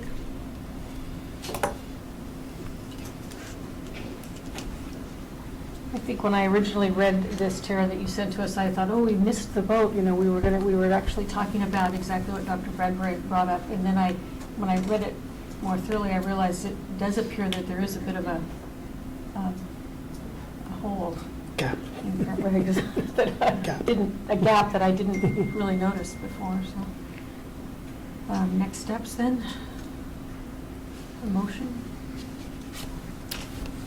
Okay, so if there's a motion to be made, I would request that it include an understanding that there would be delayed rulemaking on this if that's what you want, so that telemedicine can go through and the other VCPR package can make its way through the process as well. So this would be the third rulemaking for that topic. I'm not saying it would become the third rulemaking package because we have plenty that are already in the queue. Also, so please clarify what you want done with this rulemaking idea, whether it's just new in the queue and it doesn't affect the other two going through.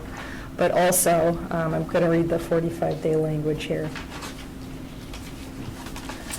The motion would be to approve the proposed regulatory changes as modified, direct the executive officer to take all steps necessary to initiate the rulemaking process, authorize the executive officer to make any technical or non-substantive changes to the rulemaking package, notice the proposed text for a 45-day comment period, and if no adverse comments are received during the 45-day comment period, and no hearing is requested, adopt the proposed regulatory changes.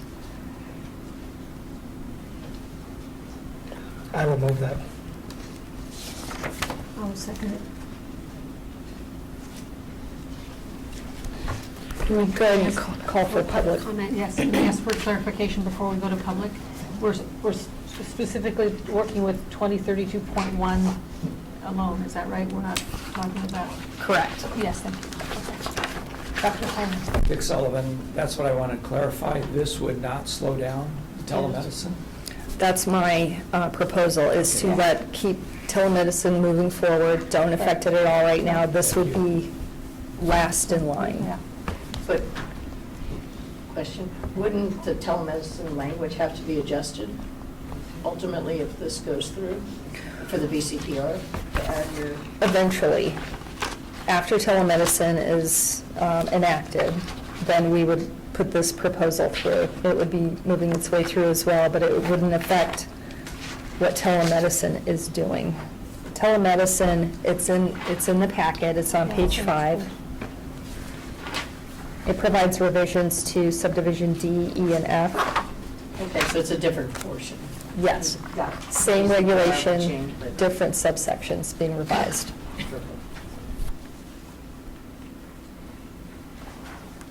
Call for the vote then? Any further discussion?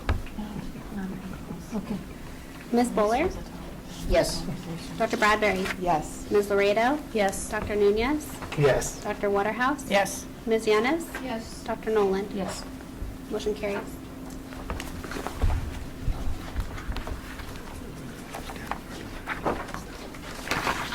Okay, so that takes us to 8D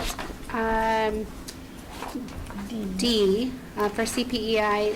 We did receive some comments back from agency regarding CPEI, and those comments were sent to DCA Legal, and then Tara worked her magic to address some of the concerns that were raised. So I'll punt it to Tara to go over the review, but the ask is to approve the changes that were made and submit it back over to agency. So I do want to make a comment on the memo for this item, that the changes say that we're renaming sections 2017 and 2042 for clarity. And we're not technically renaming it.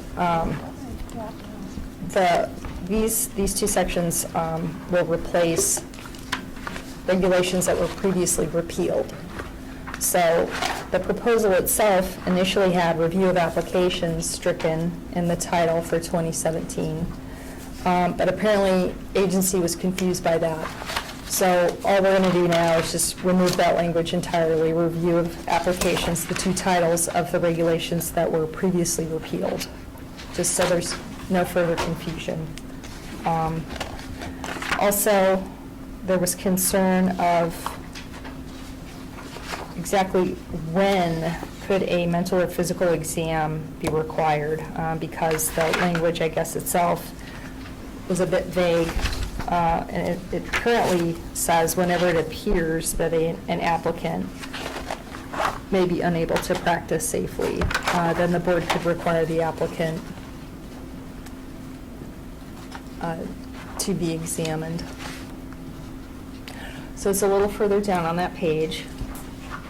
So what we're suggesting to address agency's concerns about that is too vague about when the board would make this decision, we're striking whenever it appears that an applicant for a license, registration, or permit may be unable to practice, to instead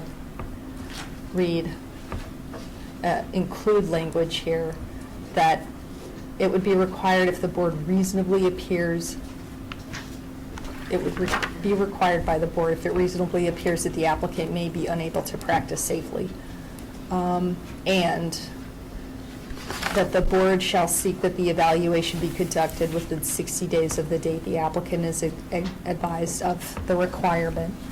We took this language from a couple other boards that have already enacted the CPEI language.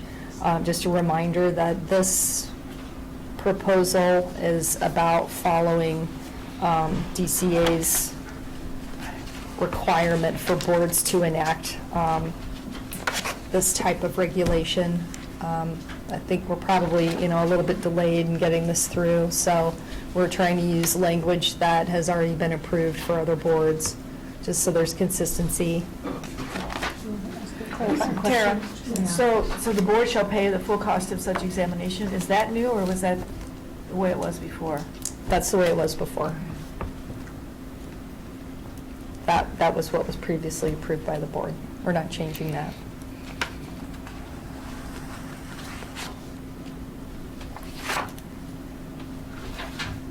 Anything else, Tara? So, section 2042.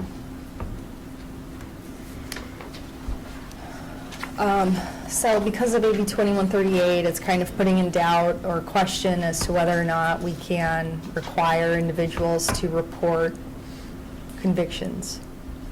So for sure, on applications, the board will no longer be able to ask the question as to whether or not the applicant has a conviction.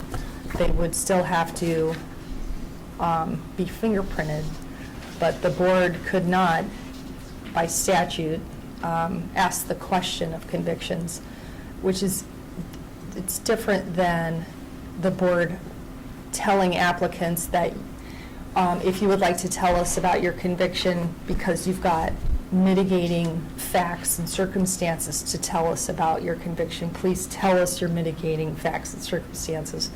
That helps the applicant. Because of 2138 and the conviction question, we're suggesting striking subsection A1 because 2042 is, it's basically a disclosure regulation. So we're just kind of striking it there to address agencies' concerns about a potential conflict with AB 2138. Doesn't 2138 say you can't ask about convictions that occurred over 7 years ago? I believe it says you cannot ask the question. You cannot, and also you can't consider for... You can't deny an application based on formal discipline or that conviction occurred over 7 years ago. Right. So you can't ask them for any convictions at all? You cannot ask them to report any criminal convictions. So the difference would be is how we get notification of the conviction. So on the application right now, we're asking the question, so we have to remove that question. So the only time we find out about it is if we get a hit on the fingerprint results.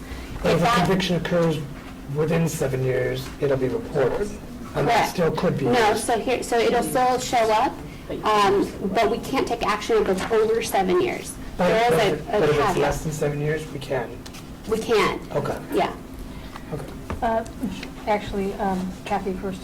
So I remember I can't remember all the nuances of 2138. It also not prohibits, does not require a licensee if they are convicted of a felony to notify their licensing board if it's related to their duties at all. That's a question that's been raised. We're still fleshing that one out because the language of 2138 specifically says you can't ask the applicant. Well, we're not sure, and I've raised this point to legal, whether applicant includes a renewal applicant. Well, what I was, the deletion is failure to report to the board within 30 days any of the following. Any of the following is all deleted, so they don't have to report to the board.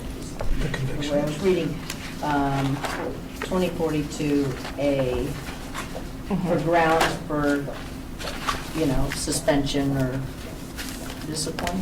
Am I misreading that? We're striking one and. You're correct. So there is no requirement of a current licensee to inform their board if there's a conviction. There is today. Yes, but once 2138 goes into full force. Yeah, once it's operative, July 1, 2020, we can't ask that question anymore. Wow. So does 2042A2 also need to be stricken? No, because we can find out about disciplinary action. But it says the bill removes the board's authority to deny an application based on formal discipline by a licensing board. Within 7 years. Which memo are you looking at? This one. Well, I'm looking at another agenda item. I think it's the. Are you moving ahead? I am. I'm moving ahead. Okay, so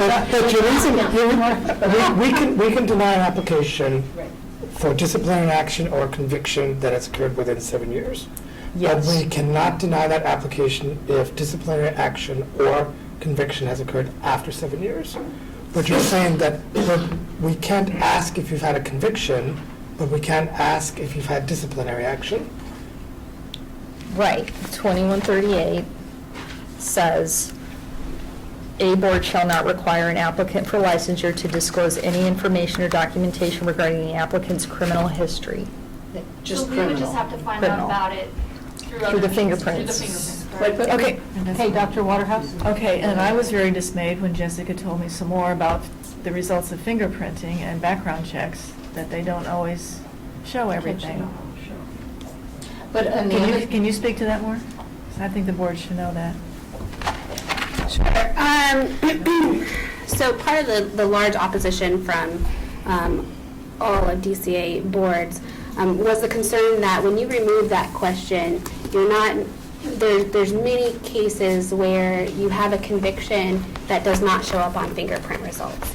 It especially when it comes to FBI, if they are convicted in another state, if that state is not reporting to FBI, then we would never know about it. We've also seen cases where they've had convictions in California and they volunteered that information, but they came up clear on the fingerprint results. So there was a lot of concern that when you remove that question, we no longer would know. So we made that argument, and we got 2138. Can I ask another? So I get back to this other thing. On the, I mean, that's disquieting enough. But the on a current practicing licensee that isn't up for renewal, and does have a recent conviction, we would not see that until they go through renewal and do a fingerprint check again. Is that correct? There would be no way in terms of public safety and public. So that depends. If it happened within in California, then we get a subsequent arrest report through the Department of Justice. Because it's a licensee? Correct. Okay. However, with the FBI, that's a one-time check. And the FBI is offering a continuous query similar to what DOJ is doing. But DOJ is not set up currently to do that through FBI. With the FBI. And that's a larger fight that we're making to kind of move that along, because I think that we're doing consumers an extreme disservice if we're doing a one-time check for FBI at the time of them applying, and if they are convicted in another state, we aren't then given that subsequent arrest information. Wow. Can I ask a clarifying question? Do you fingerprint check license renewals? So when they are fingerprinted, that is a continuous thing that happens. So once they're in the system, we're tracking them. So as soon as for California only, if it's outside of California, we're not. That makes sense. Okay. Thank you. Yes, Dr. Nunez. Just another question. When you're doing checks for disciplinary action, do you just look at veterinary licensing boards, or do you look at other licensing boards? Like if they've been disciplined as a funeral director or something like that Practicing medicine. for unspeakable things. Do we know about disciplinary action of other licensing boards? There's, I think, a big gap here when it comes to disciplinary boards. Because right now, all we have to go on is relying on where the applicant says that they're licensed, and then we will then require that letter of good standing. So if the applicant, for example, is disciplined in Arizona and Nevada and not disciplined in Oregon, they might tell us they're licensed in Oregon. They won't tell us about the other two. We won't know to request that letter of good standing. And with AAVSB and their bulk program, with only half of the people reporting to that, there's a big potential for discipline that we would never be aware of. So I think that's an issue, and that's something that I think We need good representation at AAVSB. We do. Agreed. Are you volunteering? My question was, what if they're licensed as a dentist or as a physical therapist, and they have disciplinary action taken? Yeah, we can take action for a disciplinary But action. are we notified So as a veterinary medical board?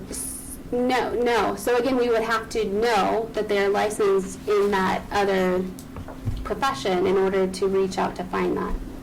And if we don't know, we don't check it. Right. Yeah.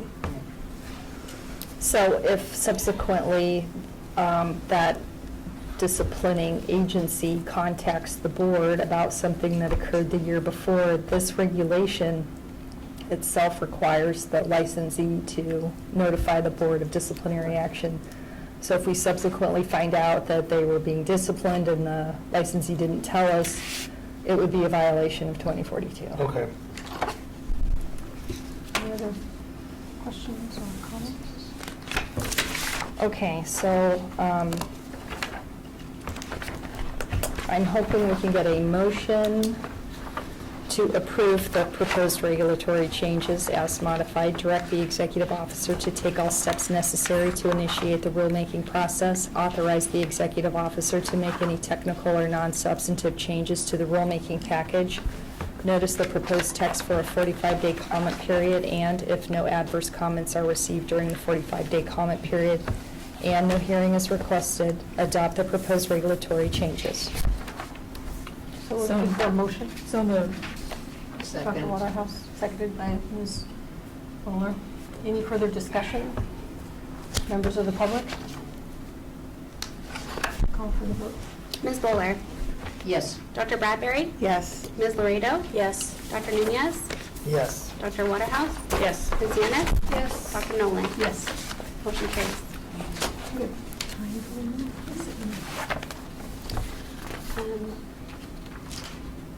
So it's what the purview is for the board. We do have a scheduled tour from 12 to 12:30 of the facility, so if you want to take a break and use the restroom before that.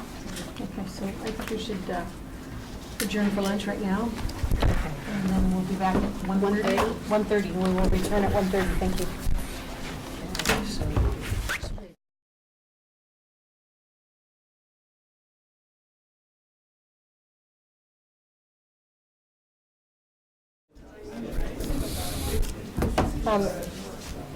To be respectful for our public members that have come to join us, we're going to do a brief change in our agenda. People, there we go.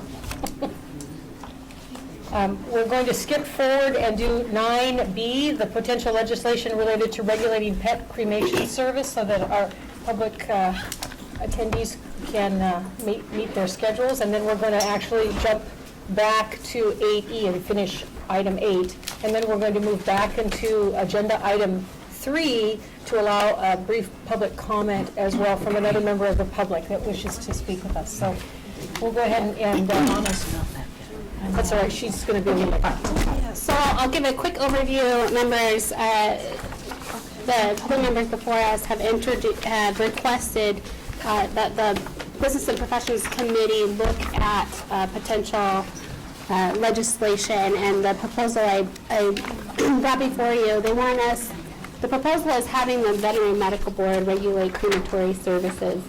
Currently, the Bureau of Funeral, Cemetery Funeral, they regulate human cremations. They don't, it's not, nothing specified for animals, but they do regulate, they license the crematories, the dispensers. It's really their world that they're living in right now as it relates to humans. And as the professional members know on the board, most of the veterinarians aren't the ones actually doing the cremation services. They're contracting out for the crematoriums to do that. So what we have been asked is to discuss the issue to see if it is an issue that needs to be addressed through legislation, and if so, what's the best course of action to take, whether that's something that the board wants to take on or suggest other options such as contacting Cemetery Funeral and seeing if that's something that they would want to open up in their purview.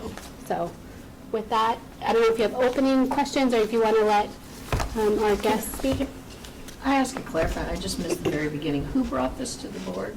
Which, it was another board? No, so I got an email from Bill Gage from the Center of Business and Professions, and he had said that they had been brought this proposal.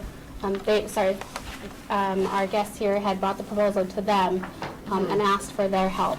And so in just looking at this proposal, they're just wanting feedback from our board to see where we stand, if this is an issue that needs to be addressed, and if so, some feedback of what our thoughts are, how to address it. Great. Thank you. Okay. Grieving pet owners should not be subjected to finding out their beloved pet's actions. Excuse me, ma'am, I'm sorry. Could you identify yourself? Oh, That would be yes. perfect. Thank you. My name is Hillary, and I am the actual victim. And there's another victim in the paper. I sent you the last page is the other victim. I'm the one with the colorful picture, so you can follow along as I go. Grieving pet owners should not be subjected to finding out their beloved pet's ashes were not returned to them. That is exactly what happened to thousands of grieving California pet owners. Because there are no laws or regulations governing the pet cremation industry, multiple animals are cremated at once instead of individually, as guaranteed. These beloved pets are gone forever. This is not like going to the dry cleaner where an item of clothing is easily replaced. This deceit devastates consumers at their most vulnerable time, as it has me.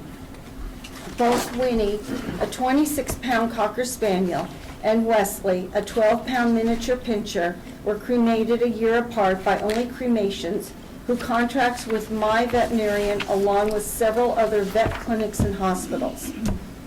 Both boxes were delivered back to the veterinarian's office and came with a certificate guaranteeing the private cremation, which I requested and paid for. Upon receiving Wesley, the miniature pinscher's ashes, I immediately noticed how heavy the box was and relayed that to the employee. I immediately went home and returned with Winnie's, the Cocker Spaniel's, less heavy ashes and informed them that this was not Wesley.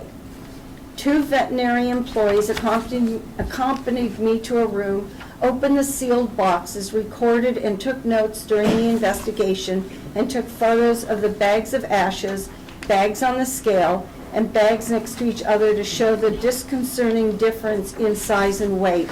And you will see these photos are included in your packet. After this examination and scrutiny of the ashes, the veterinarian concurred there was an issue and refunded the cost of both dogs' private cremations performed 1 year apart. I immediately returned home and contacted Only Cremations to inform them that they had mistakenly mixed up pets due to Wesley's ashes' incorrect weight.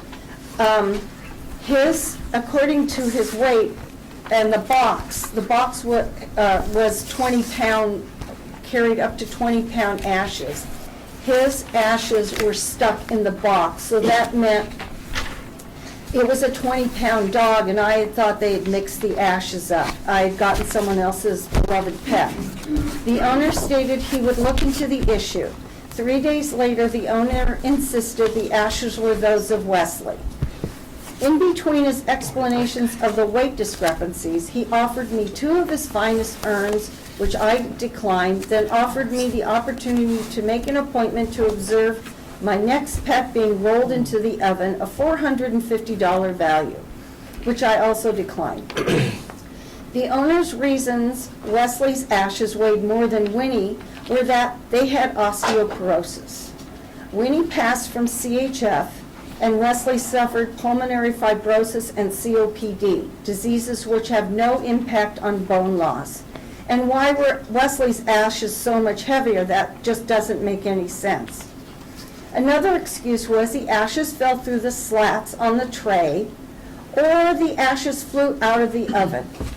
Some of his workers are better at picking up ashes on the floor. My research of pet cremation ovens resulted in discovering that the metal trays do not have slats. Since a temp during cremation is 1800 degrees, ovens are well sealed, preventing heat or ashes to escape. Does anyone here have an oven which spews ashes while cooking? No, well, mine doesn't. The owner's explanations made no sense. 2 weeks after our conversation, the owner of Only Cremation sent me 24 white roses with a condolence card. Normally, we have no contact with these businesses. It's all done through a veterinarian. The physical and emotional devastation to me has gone far beyond the loss of Wesley and Winnie. I plan to one day be buried next to my daughter Robin, who passed from cancer.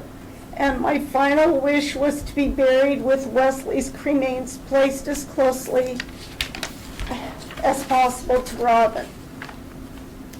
Wesley was Robin's beloved pet, and I promised Robin that I would place Wesley as close to her as possible for eternity.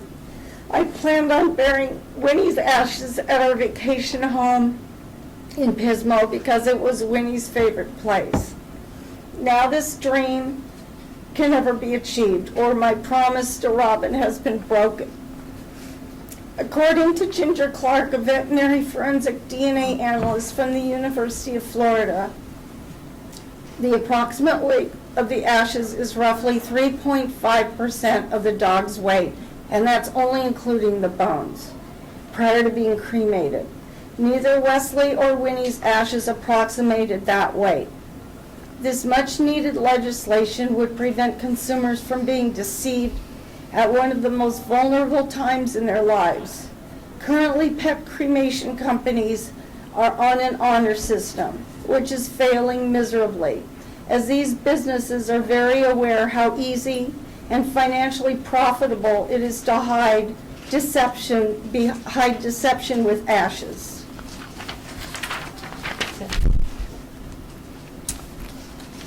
Thank you for coming to speak to us, and I am so sorry that happened, and it's a devastating story. Thank you for sharing that with us. Anyone, would you like to speak? Well, Sure. does she need to sit by the mic, or? I can Oh, be it's correct, Zoom. okay. Okay, thank you. Hi, my name is Lauren Burton. I'm the attorney. And pet cremations have grown from a practice that was virtually unheard of to a multi-million-dollar industry. And these services are often offered through veterinary offices who contract with the animal crematories.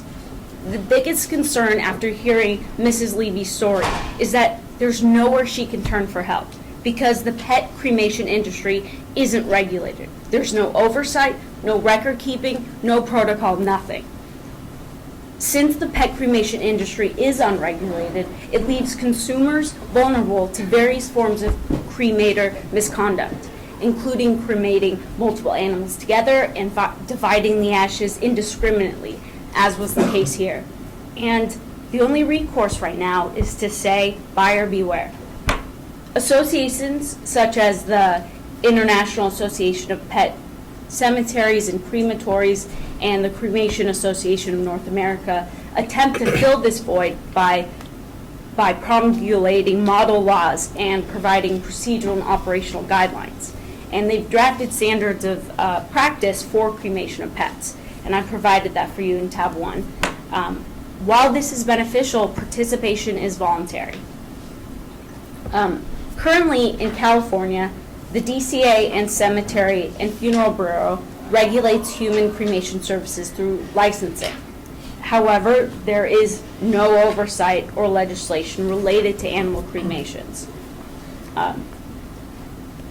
Pet cremation legislation is necessary in order to address the non-existent standards and regulations for animal crematory services and to better protect animal owners.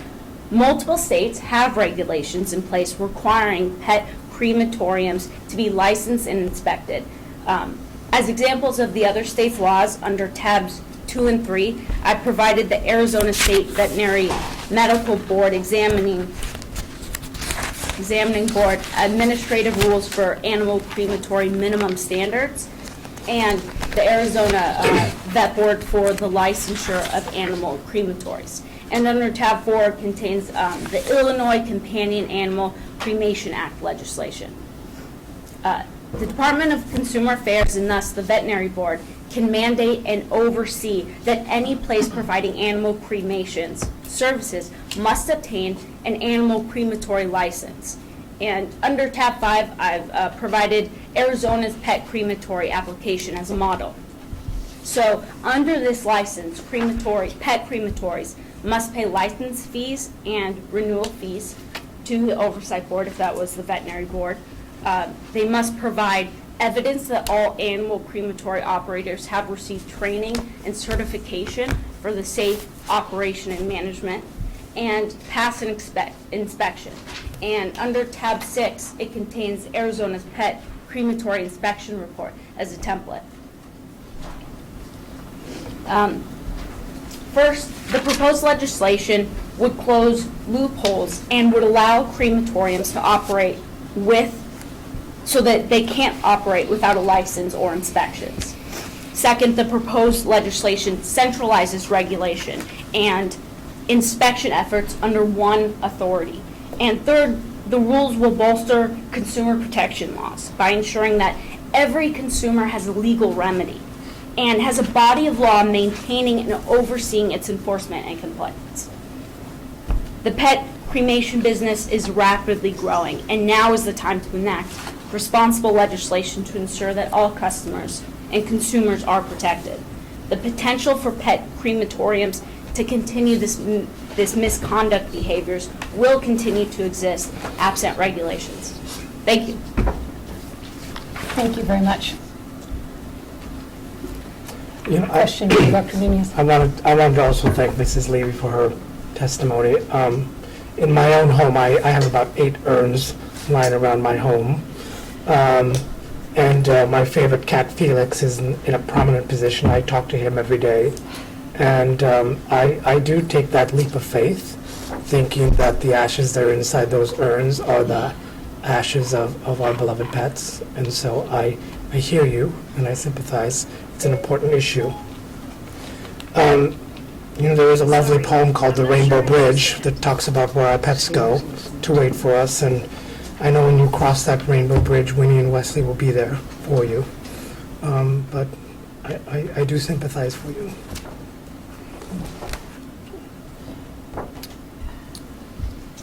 Well, I don't have as much to say because Lauren certainly covered this very well. My name is Mark Robinson. I'm Executive Director. I'm sorry, Mark, we're going to move the mic over towards you. Thank you. Can you hear me? Yeah. All right. Yeah. My name is Mark Robinson. I'm Executive Director of EARN. We are a nonprofit in Los Angeles focused on reform in animal law and just consumer awareness programs in the animal field.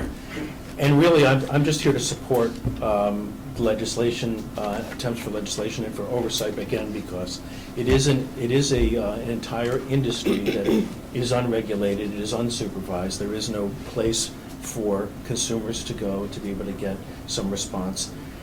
And it feels very right that the board be involved, the veterinary industry be involved, because veterinarians, after all, have done everything that they can to save an animal's life. And then their last act of compassion is to be able to fulfill this for their clients for that animal. And they are, in a business sense, they are the distribution source as well. So there is both a business component to it, and there is just an ethical and a moral and just a natural flow of events. It seems that this would be the right place to do it.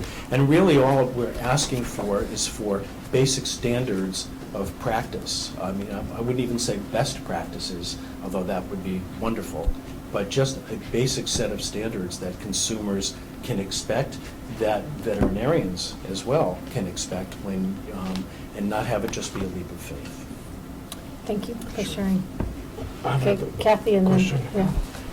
I just want to thank you all, too, for coming. When I first read this, I have over 30, maybe 34 urns in my house, including a little one from one of my parrots that I had for 50 years. So everybody comes back to me, and the same leap of faith. I'm just always, I assume and hope that they are them.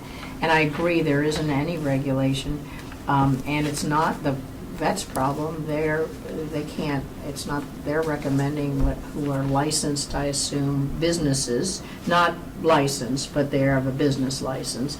I'm wondering why in these other states, it seems to be better under, to me, cemeteries and crematorium, because that is an industry, and there's a lot of different elements there. It seems like this should be a natural under our human one. They should have the same record keeping, the same standards, the same employee health, all the rest of the things that the human cemeteries and what agency is that under? DCA, the Bureau of Funeral, Cemetery Funeral? Cemetery funeral. And that seems like a natural for that. Can I ask if you have contacted that agency? The funeral? Yeah, funeral and crematorium. Oh, The Bureau. no, because the vets are contracting with the vet clinics and the hospitals, the vet hospitals and the vet clinics. So it's, the vets actually contract with these things. So I would just assume it's, when this happens, it comes back to the vet, basically. Mark had a comment, but okay, She sorry. did contact the Department of Consumer Affairs, and they said that there is no violation that the crematory committed, because there isn't guidelines for them to break. So there wasn't any recourse, so they didn't recommend us go to the cemetery or funeral. Yeah. Well, they're not licensed by them, so, right? I was going to say that because this is a wrong that needs to be righted, this board regulates the practice of veterinary medicine, and there is another board that regulates funerals and crematory services, and I wonder if that would be the board that has the authority to really put into policy regulations of these industries. So if you haven't contacted them, I definitely think it's. Well, again, there's no regulation, so they're not going to. So it'd have to be legislated. Yeah, it would be. Yeah, that's We're another good basing point. our proposal after Arizona's laws, and the veterinary board there oversees this. If there was legislation, I'm sure we would support it. Oh, And absolutely. they receive the dues and the application licensing fees and record keeping that. I think Dr. Bradbury wanted to say something. I'm so sorry too. It's a really sad story, and I'm sorry you've gone through that. I think one of the things that maybe, I don't know if you guys are concerned, but what I would be concerned about as being in charge of regulating this type of a business is that I have no training in how cremation is performed, how that should be run, what the standards should be, and so being in charge of making determinations as to what that should be, I think is asking a lot of a veterinary board versus somebody like the funeral board who would have that sort of specialty and expertise.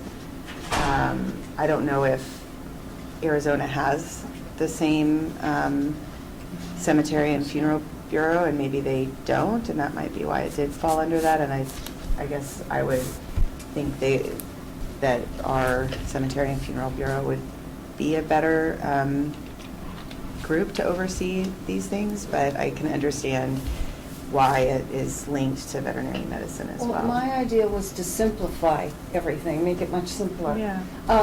As far as having these crematory companies install cameras, since there is no regulation, we can do all that. Have them install cameras so you can see if there's more than one animal being rolled into the oven.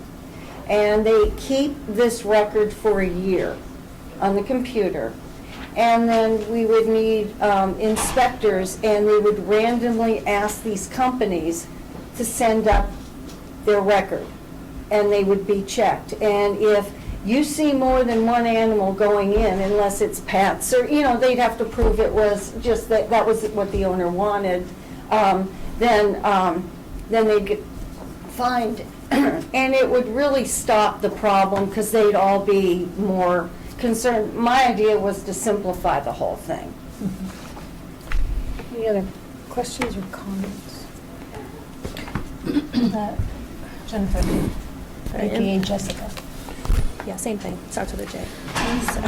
So, Mrs. Levy, I sympathize with you. I also lost a pet recently, and I believe I used the same cremation company. So now I'm wondering if she's if she's really her in that box. When I first read this, before I heard your very emotional statement, so thank you for coming in, my first thought was that asking the Veterinary Medical Board to regulate this would be the same as asking the Medical Board to regulate the human cremation. So I immediately thought maybe we could somehow get the Cemetery and Funeral Bureau to extend to animals as well, because they do have processes in place. They are the experts at what Dr. Bradbury said, is we don't know anything about disposing of the remains. The veterinary community tries to keep the animals alive. But we would definitely be in support. I totally agree there needs to be some sort of regulation. It's unacceptable that it's not regulated. I just don't believe that this is the correct board for it. But maybe there could be some sort of research. I really think the Cemetery and they're going to probably watch this and yell at me, but the Cemetery and Funeral Bureau seems like the appropriate channel for that. And I think this board would be in support of pushing legislation forward or supporting it in any way we could. I just wanted to ask Jessica, did Bill Gage simultaneously refer this to the Funeral and Cremation Board as well? No. I do not believe so, no. Okay. I Because it think, just seemed like that would be natural. yeah, and I think that he reached out to us first because the proposal specifically is for us to regulate it. I see. But he did ask, is this better suited for cemetery funeral?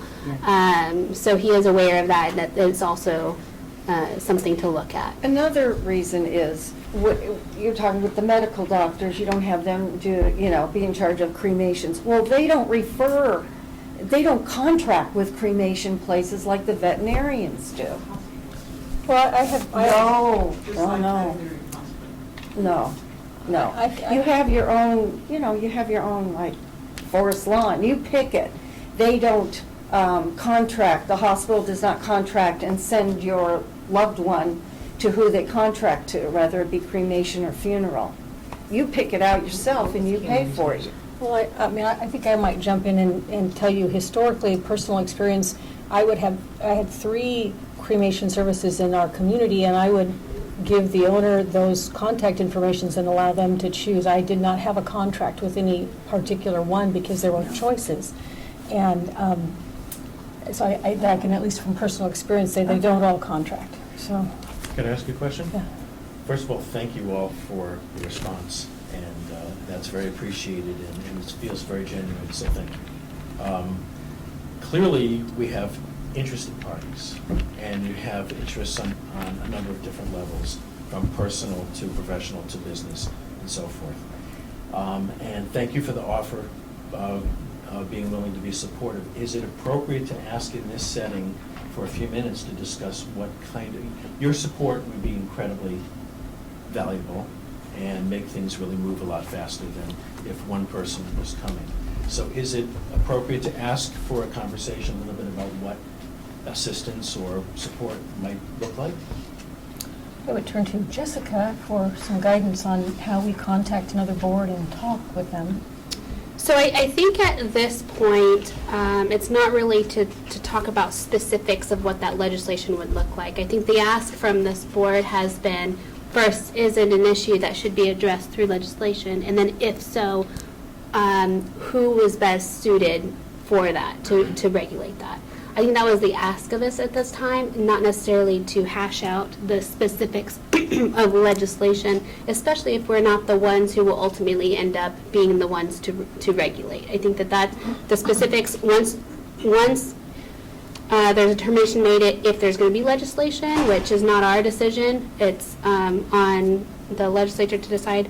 If they then decide it's better suited with someone else, then I think that that's when you hash out. Of course, this board would have updates on pending legislation. We can provide feedback at that time. But I don't think right now hashing out the specifics would be the best idea. Well, forgive me if I misspoke, but I Yeah. didn't really mean hashing out the details. I meant, for example, saying that the board is in support of this, and as we were working out whatever next steps are there in terms of writing legislation, proposing it, or just even going forward, number one, may we say that the board is in support of it? And then number two is there anything in terms of working group, just pulling things out of the air, but working group that maybe you might be able to be involved in? I think Jessica was responding perhaps to something that wasn't quite your question. And your question is more in the lines of what's the next step, right? Yeah. And does that make sense? So Yeah. I think that's a matter for the board, to discuss and decide. I think we all feel very strongly that something needs to be done. I think you're hearing from the board that we're feeling that perhaps we ought to be talking also to the Bureau of Cremation and Funeral, because we feel frankly unprepared, to regulate. But, so I'm not sure we can give you specifics. I think we do support the idea of something happening and going forward with legislation. We're very much in support of that. I think we're very hesitant to say we're eager to embrace that role without talking further with the other bureau. That's how I, looking for some responses for that. I'm making, that's what I'm hearing, at least. I'm paraphrasing the That's what I was board's looking for, is responses. that Yeah. kind of response. Yes, yeah. I do think we have some concerns about our ability to regulate an industry that is not always, specifically related to a veterinary hospital or a veterinarian. Does that make sense? Yeah. Yes. So, but can I go one step further and suggest that we ask our staff to contact the Bureau, I can't say it, Bureau of Cremation and Funerals? Cemetery Funeral Bureau. Cemetery Funeral Bureau, and reach out to have a discussion about what their opinion is about that, so that we don't lose contact with this issue as it goes forward? I did reach out to the acting chief. They recently had a retirement, so there's a new acting chief, and they just specified that their current purview is specific to humans. Right. And so I think we can open that dialogue with the Bureau and with DCA, because they're a bureau, so that everything they do is under DCA more directly than our board. But we can reach out and have those conversations. I think what I would like us not to appear, go ahead, Kat. Well, and I would just say that, I'd be happy to go with you as staff to, articulate the concerns brought to us and why we think at some age, some board should regulate this. And most preferably the one that is the expert at regulating it for humans right now. Yes, Dr. Bradbury. I had another question for all of you. Have you, aside from Arizona and Illinois, I didn't have a chance to read through that. In Illinois, who's regulating or it's just a statute? Yes, it's a statute under their business and professions. And is there anybody that is enforcing that statute, or it just is kind of a statute, so there's at least a rule? Yeah, I don't know who is. Is there any other Maryland regulations? has pet cremation regulations as well as Florida. And And I don't know the details. I didn't look that deep into those yet. Okay. And internationally, does anybody know if this is a problem anywhere? It's just, I'm wondering what other, if our outreach to the Cemetery and Funeral Bureau sales. I was wondering who else this might fall under in other places. I have another suggestion for Yes, you. Mark, sorry. Have you reached out to your local state senator or state Yeah, they assemblyman? refuse.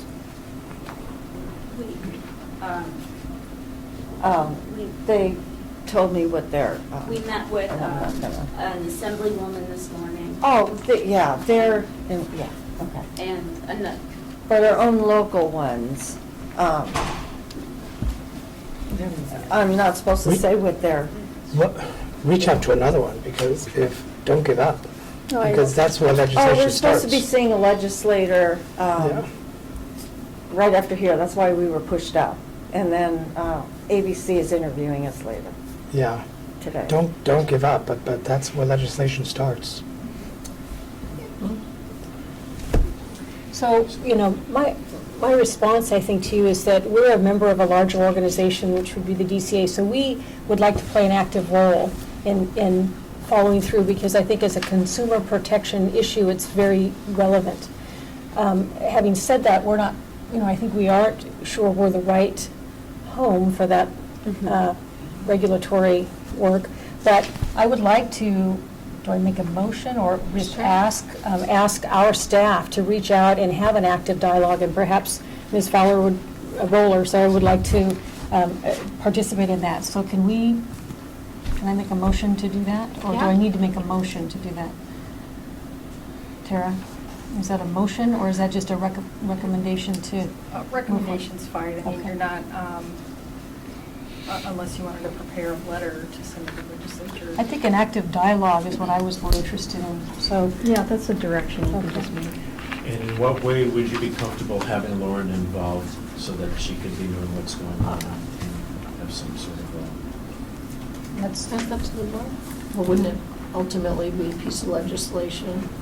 Yeah. I mean, at the If it early was stage. something adding to their purview, if adding to a board's purview? or- I think what it is a So it would be fact-finding with mission the to this member. other bureau to find out what and how and when and how they regulate crematoriums and what their opinion is on how to do that. So I think that would be our next step, is to really try to get an open dialogue so we understand. I frankly don't really know much about that bureau myself, and I'm not sure how much the staff knows. So, Well, I'm sure they'll be more open to having that dialogue with you rather than just a regular person that approaches them. Okay. That's a problem I've Yeah. had to deal with. Alternatively, this might be better suited to have the Business and Professions Committee, have a staffer there, convene a meeting to, discuss the yeah, pros that and would be a great cons idea. of. But can we ask them to do that, or how do We could suggest it and you could So follow Bill up. Gage, because Yep. you guys, he went to you, so maybe you could ask him if that could be something. So with that, because that would result in a board ask, I would request that we have a motion to request something specific from Bill's team. So I'll make a motion. I'll give it a stab. I would like to motion that the board request our staff and a liaison from our board to reach out to, I want to call it the BNP, okay, to request that they schedule a teleconference or some other interactive session to discuss this further with the presence of the Funeral and Cremation Bureau there as well. And then that have the staff report back to us at our April meeting. I'll second. Want to take public comment? Any more comment from the board? Any more public comment on that? Yes. You might need to come forward and get a microphone and state your name. Thank you. Thank you again for coming. Thank you very much.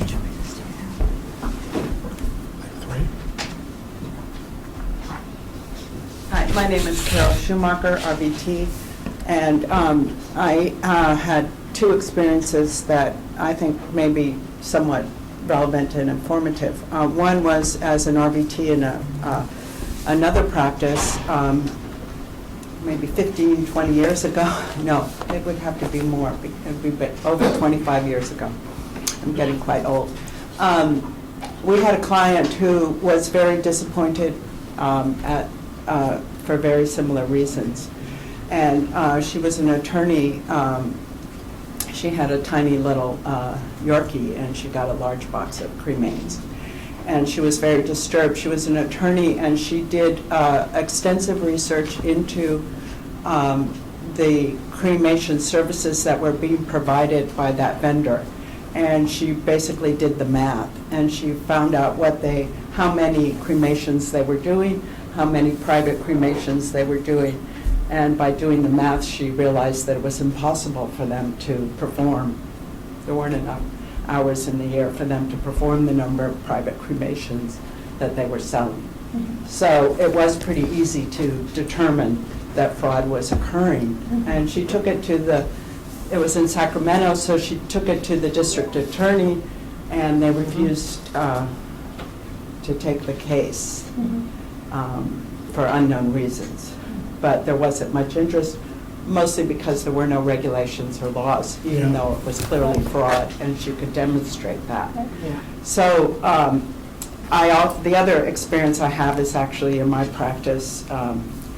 For 20 years, we had a crematorium, and so we were able to perform. So we did have experience with what you got as a result of performing it. And occasionally, one of the things that I think may not be clear is that you can do 2 cremations at once by walling off the area so that they don't mix, the ashes wouldn't mix, and you could identify different individual animals depending on the size of your service. Basically, I'm just saying that if you do look at or participate in helping with the cremation services, I think it's really just a matter of doing that math again and figuring out what size ovens they have, how many hours they run them, and how many animals they're trying to put through. So that's really all there is in figuring out if they're doing the services or not. And maybe that can help in your discussion. But I would also agree that it's inappropriate, I think, to put that burden on veterinarians, and I think also inappropriate to put it on the Veterinary Medical Board, clearly.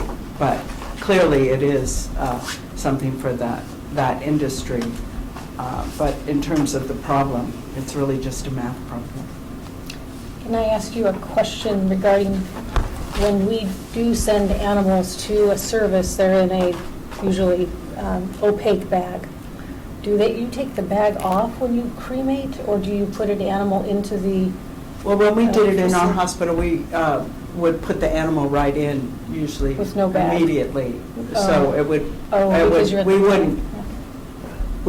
we just had one crematorium in the practice. It was just, we had an old practice, even though it was in a downtown urban setting where a crematorium was allowed. That's no longer allowed to be. Most practices can't manage it.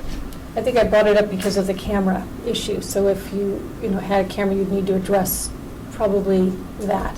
Right, and I don't think you need a camera. I think you just need to do the math. You just need to figure out how much space there is, how many hours they run them, how long it takes to do the service, and whether or not they can accomplish what they're claiming to. I think it turned out to be a pretty simple formulation to figure it out. Any other questions? Yes, Dr. Nunez. I just came up with another idea for you. I went online, and there's a California Funeral Directors Association. If you haven't contacted them, I would definitely contact them. They may even want to be part of sponsoring a piece of legislation for it. Thank you. Any other questions or comments for me? Thank you very much. Okay, so we have a first and a second. Can we take a vote? Oh, yeah. So Ms. Bowler?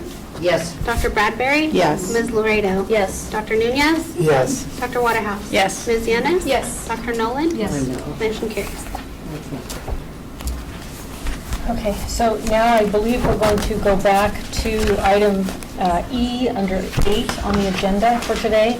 We do have a request to do public comment. Oh, is it okay to do that next? I thought we had to finish the complete item.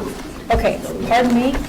We are going to open up, go back to number 3, public comment on items not on the agenda, again to facilitate a public member who has traveled to come and speak with us. So having said that, we'd like to open it up.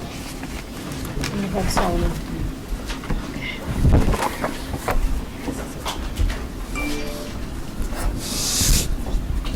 My name is Solomon Stoop. I represent the Lizzie Initiative for Pet Protection.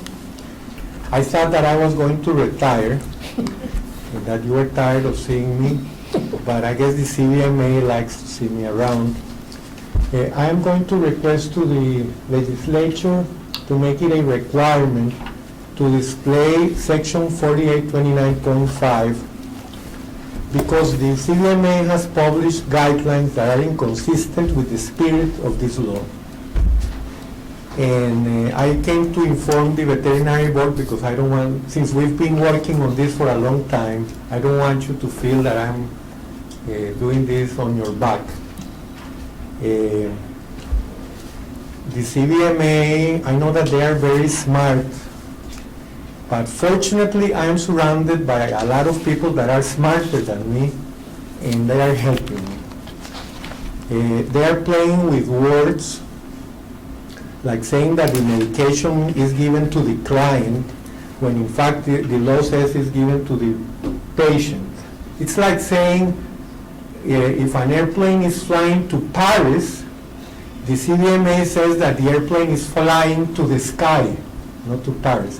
They play with fallacies and logic tricks, and I represent the consumer side, and I'm going to request that the law be displayed at veterinary facilities. I thought that there is enough common sense. The law says furnished to the patient, but the CVMA likes to play games with words. And somebody has to stand up to them, and they have to know that there are people that are, if not smarter than them, at least as smart as they are. Thank you very much, and great to see you. Amy. Okay, thank you very much for coming. Yeah, thanks to all Any of you. other public comments? Okay.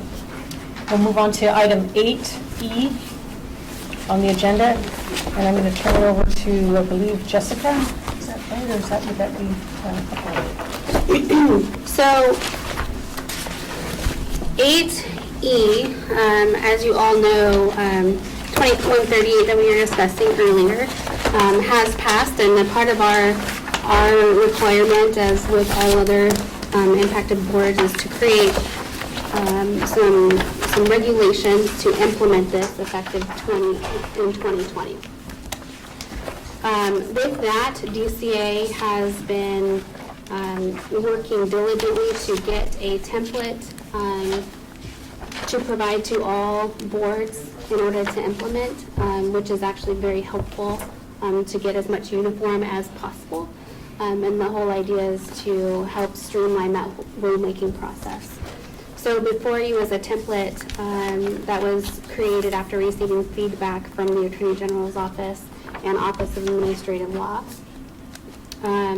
With this, they provided 2 options when it comes to establishing rehabilitation criteria. In there, Tara provided a couple comments on what the options are doing. Option 1 was essentially allowing the board to consider rehabilitation on a case-by-case basis. Option 2, however, essentially is making it so if they have successfully completed parole or probation, then they are deemed rehabilitated. I highly caution the board against that option. I think there's case law that establishes passing probation or parole does not demonstrate rehabilitation. I do not think that that is appropriate for consumer protection, and I strongly believe that we need a case-by-case basis and to be able to evaluate that. So I would recommend going with option one. Tara, do you want to add any? I absolutely agree with Jessica's statement about option one for criteria for rehabilitation. That second option came about because there was a question as to whether or not the bill itself required a finding of rehabilitation once the criminal probation is successfully completed. But over the years, professional licensing boards, having gone through various litigation matters, it's like Jessica said, the courts have already determined that finishing criminal probation is not indicative. It's indicative of common sense that someone is going to do everything they have to complete their criminal probation, but that really doesn't have real bearing on how they're practicing their profession. So I think I would encourage the board to go with option one for the criteria for rehabilitation. That way you can review each case separately and according to each person's demonstration of rehabilitation. I did want to touch on 2040, the substantial relationship criteria here. So in many ways, 2138 moved your current rehabilitation criteria up to substantial relationship criteria. So these terms are very similar. They're just being moved around a bit. I made a couple minor technical changes in this proposal to conform the use of subdivision, subsection, paragraph, just to make sure that all of that made sense and conformed with each other. And also change the word severity to gravity. An example of that is on page 2 of the proposal, subsection B, paragraph 1, the nature and severity of the act. That's current law. That's your current regulation. I'm recommending you change it to gravity because that is going to conform to the bill in 2040 B1, the nature and gravity of the offense. So this way we're using the same standard terms, not swapping gravity out for severity. I would request that the board not make any other material changes to this proposal, primarily because we're encouraging all of the boards to follow the template, so it's easier for DCA and agency to review and get it to OAL for review and crossing our fingers enactment, because we've got to have these in regulation by July 1, 2020, and we all know how arduous the rulemaking process can be. Does anyone have any questions? I have a question. Do you know where some of the other boards are on this, as far as, are they voting on the same two options or similar, Yeah. similarly worded options, and they're in the same process timeline that we are, I'm assuming? Okay, anybody voted yet? I'm just curious. Not to my knowledge. I think it just came out. I don't know. Yeah, the template recommendation came out, I want to say 2 weeks ago. And so I'm not really sure how many other boards are meeting this month. We're the first. Patrick, we're the first. You're welcome. Any comments from the board, Kathy? I just Bowler? think for consumer protection, when I read them both, I chose option one. I feel like that gives the board discretion and the consumers a little additional protection. Yeah, I felt the same way. Anyone else? I agree. Yeah, okay. So would you like a motion at this point? Anybody in the public, members of the public like to comment? What? Oh. Dr. Nunes. I move that the Veterinary Medical Board be the trailblazer of all of the DCA boards by supported option 1. Tara, would you mind stating the rulemaking template language? She's going to take all the fun out of it. I know. Sorry. I just want to make sure we can actually do that. But please add trailblazer in your motion. The motion is to make the Veterinary Medical Board a trailblazer.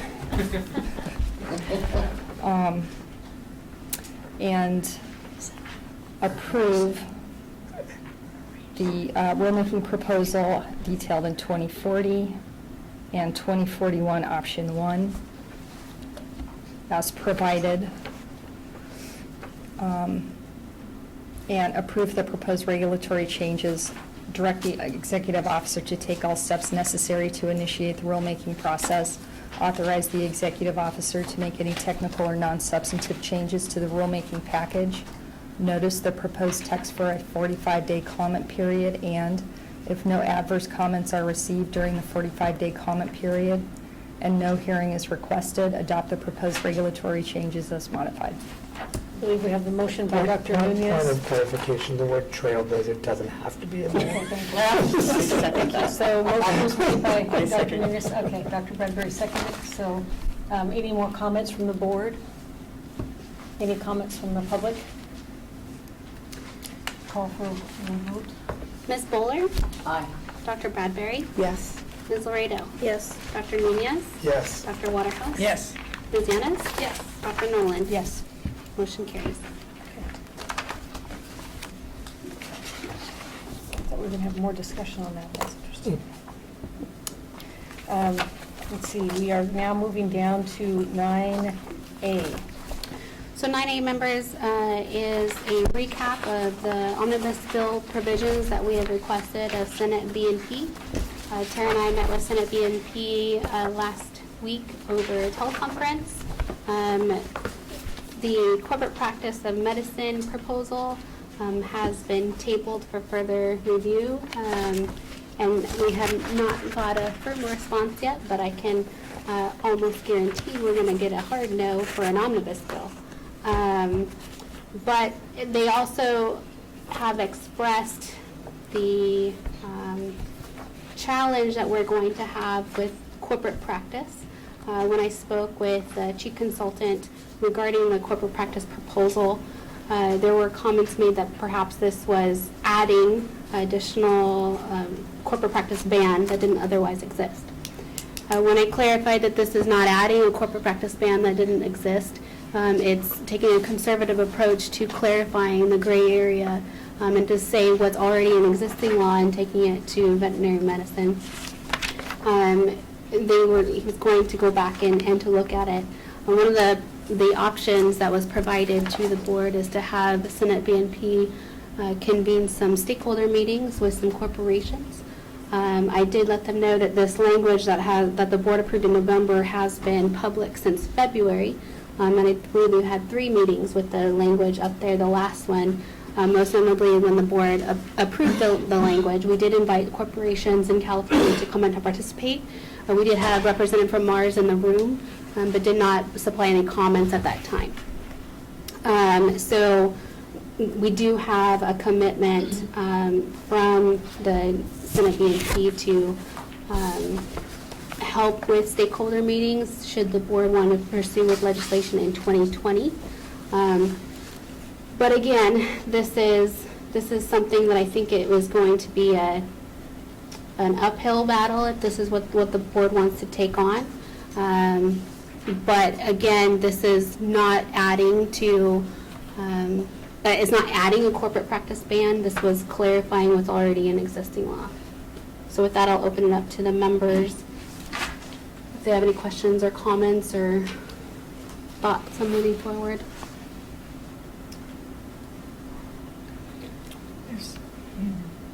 Nobody wants to. Okay, can we move to the public then? Yep. Okay, we'd like to have comments for the public. Please come on up and speak. Yeah, thank you. Thanks very much. Good afternoon, President and Vice President. I am Mark Cushing. I live in Scottsdale, Arizona. I'm founder and CEO of the Animal Policy Group. That's a regulatory, lobbying, legislative, and accreditation practice. I've been full-time in the veterinary and animal health space for about 12 years, lucky enough to represent 10 plus or so veterinary colleges, Zoetis, a number of coalitions on issues and topics you're all familiar with as practitioners and members of the board. And I have represented Banfield since about 2005 and now represent the Mars group of practices, which include VCA, of course, headquartered in Los Angeles, Banfield, Blue Pearl, a specialty and emergency practice based in Tampa, and Pet Partners, which is based in New York. And I was at the hearing in November.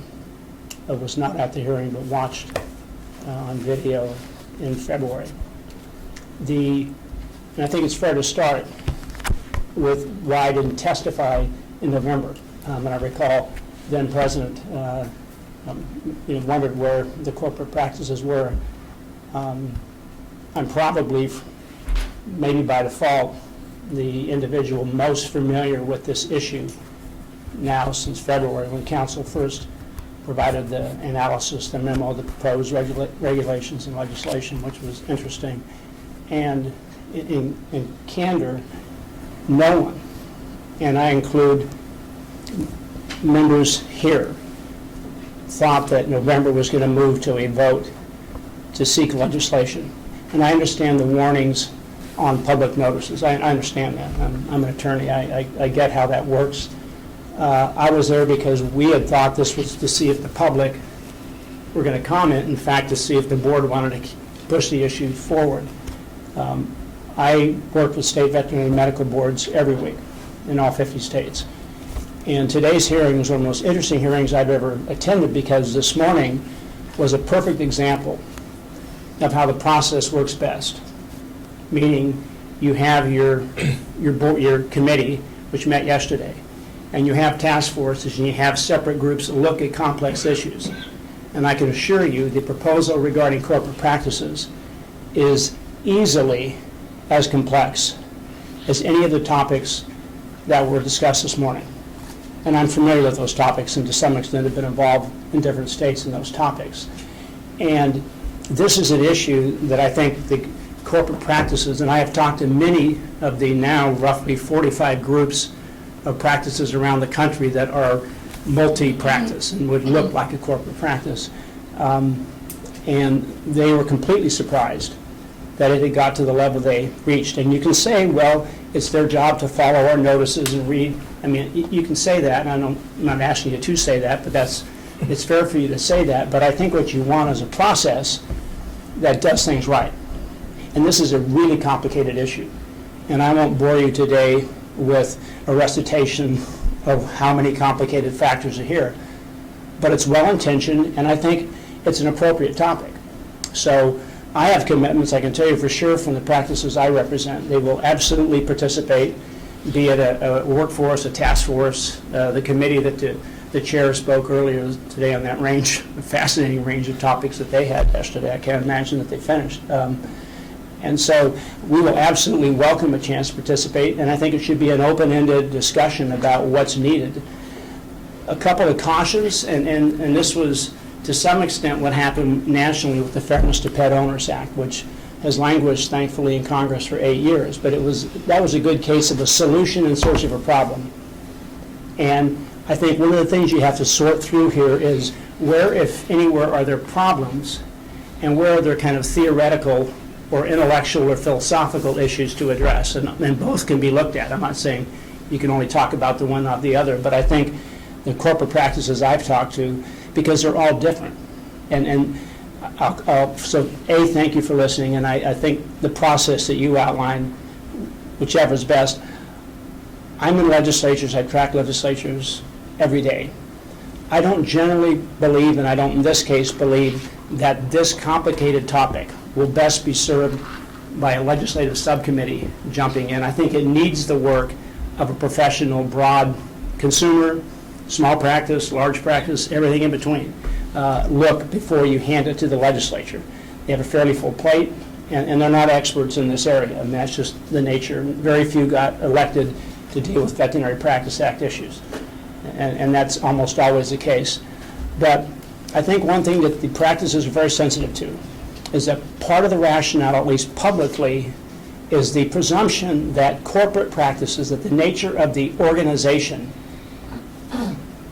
changes veterinarians in those practices from exercising their individual ethical duty to practice as a licensed veterinarian in the best interest of the animal into sort of economic agents. And I think that's an unfair, and it's tough to defend corporations, right? Is he actually going to defend them? My point is yes. It's not fair to create a public view that if there are 10 practices owned by an Inc., that those veterinarians are less conscientious, are potentially unscrupulous, and basically are walking away from their veterinary obligation. I don't believe that's the case. Any more than I think a mom and pop husband and wife practice down a country lane don't have to think about economics. Every single profession, from law firm to doctor to veterinary to dentist down the line, they all have to think about economic issues because they can't provide the service to the patient if they don't exist. But the notion that corporations worry about that and need to be separately looked at, I just challenge that. I don't think that's a fair aspersion to cast. And I don't know that's the intent. I'm just saying that it kind of came across that way. And so I think that one of the issues to sort through will be the different types of corporations that are in play in veterinary medicine in California and elsewhere. So there are a lot of issues, and you know, thank you for the time today. I'm not here to convince, and I'm not here to apologize. I sat on my thumbs, if you will, at that hearing, because you know what, I wasn't prepared to testify. And my client, I explained to my clients afterwards, I didn't want to get up and wing it, because I did not think we were at the state that the companies needed to step up and say, is this a good idea, a bad idea? Because partly what I would have done is I would have kept you there through Thanksgiving, because I would have gone through paragraph by paragraph, as counsel knows lawyers can do, to say, well, this language here, I'm not so sure, this section here, that might work. But that's best done, I think, in a working group or task force. But I will tell you, you will have all the people in the room that you want, from small to large and in between, I think, when you do convene, if that's the course you take. And I think that'd be a better course. And I think it's a good topic. And no one's saying it's not a fair topic. So it's a process question, and I hope we can do something like that. So, and I'll take any questions, of course, if you'd like. Thank you very much for being here. Sure. Questions? Dr. Nunez. So I definitely agree with Jessica's statement that the intention wasn't for a ban on corporate practice.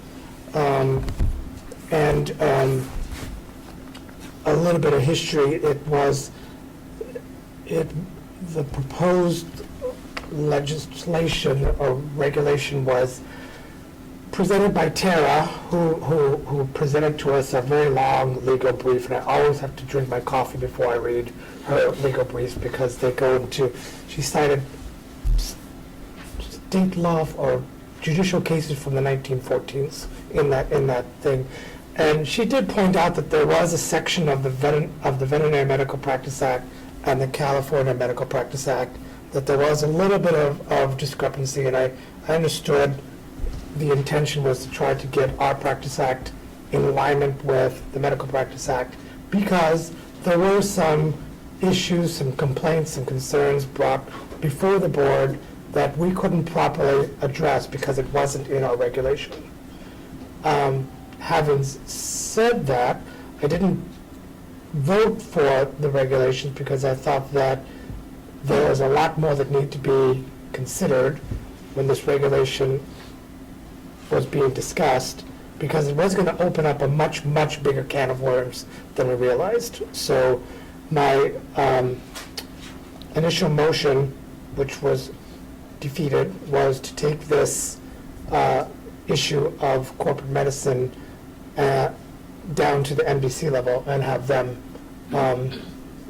address it. And that would be a motion that I would like to make again today, to put it back down onto the MDC. Okay, I think Tara you wanted to make a comment, Tara?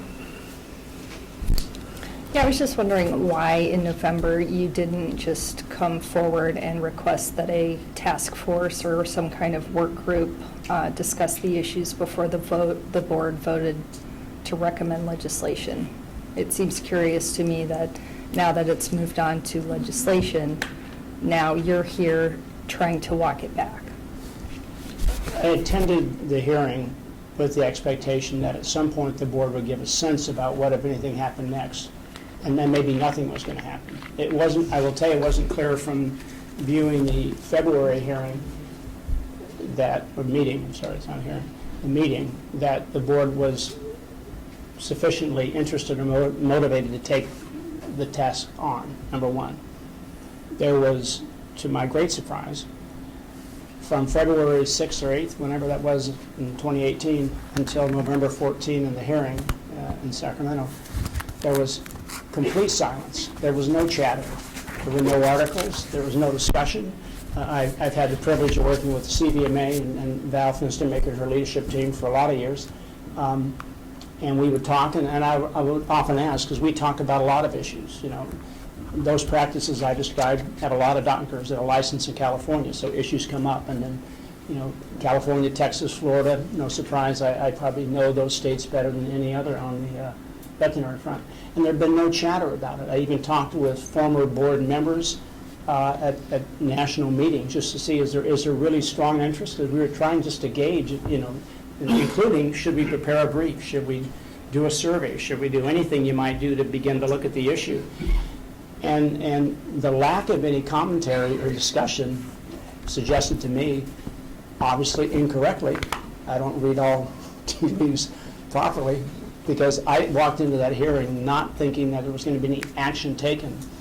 And it moved so quickly to a motion seconded, I believe, by a former public member on the phone, and it was just like 1-2, and you all had your discussion, and it didn't seem to me at that point I was going to enlighten anybody. So I do know this. A public board like this, if it wants to pursue legislation, can walk it back, can put it on ice, can put it on hold for a year. You have lots of authority to push or not push a particular senator or a member of the assembly to introduce legislation and move it. So yes, I've been active since November to begin to tell people you need to get prepared to be part of a process.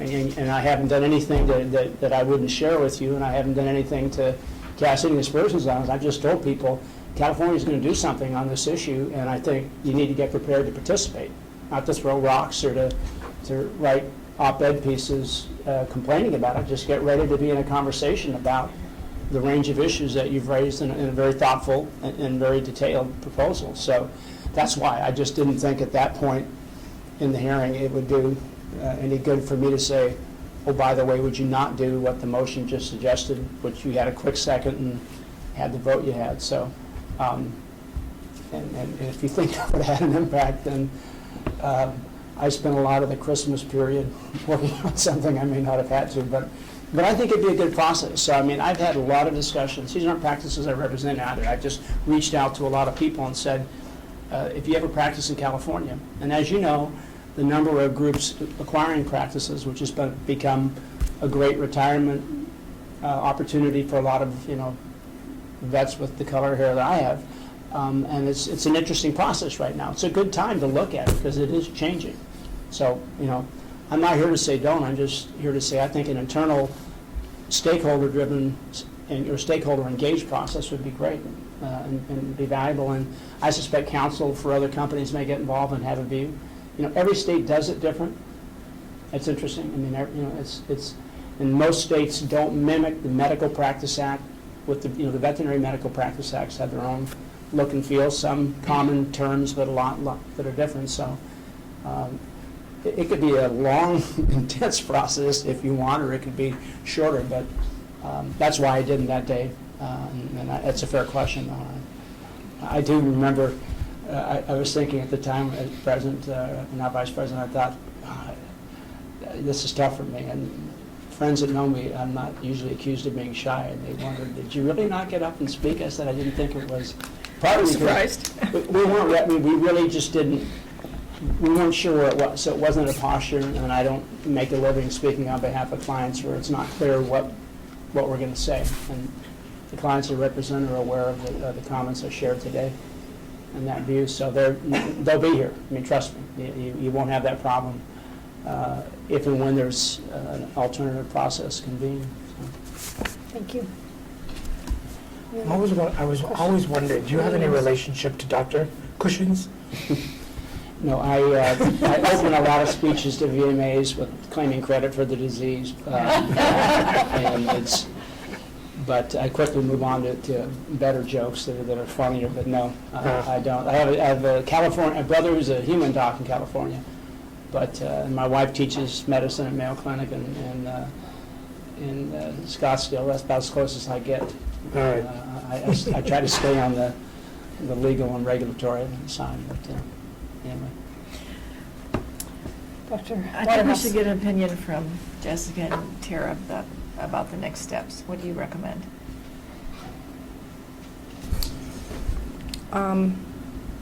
Given that the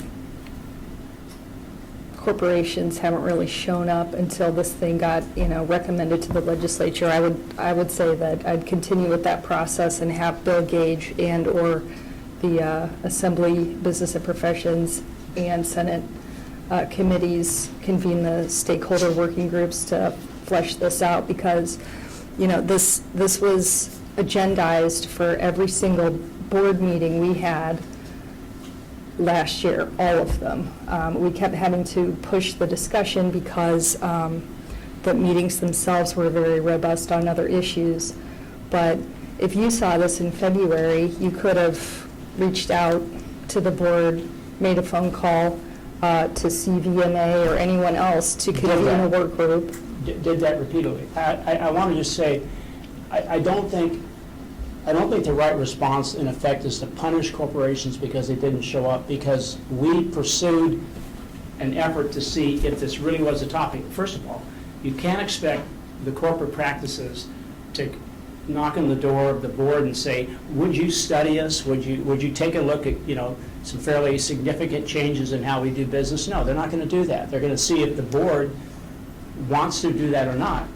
And we're not going to force ourselves upon you on that kind of an issue. And just being completely candid there. So we monitored to see, and I'm not going to call people out, but I had conversations with individuals where I said, is then August, because it was changed in November, is the August meeting going to be one on the merits where we should be prepared to submit briefs, have lots of witnesses there, and engage in the colloquy that you'd have about potential legislation? And was advised, no, there's no sign that that's where this is.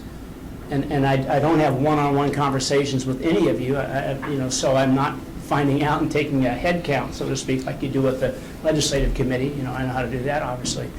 And so, honestly, we just haven't seen it. But I don't think you should take any step and kind of sanction corporations because they didn't show up, because the ones I've talked to simply had no idea. They don't monitor, and this will be lesson learned for them, you better monitor board notices, but they don't monitor. And I don't even think the CBMA and their leadership's here, they can speak for themselves, but I don't think they're going to say they expected what happened in November, so it accelerated.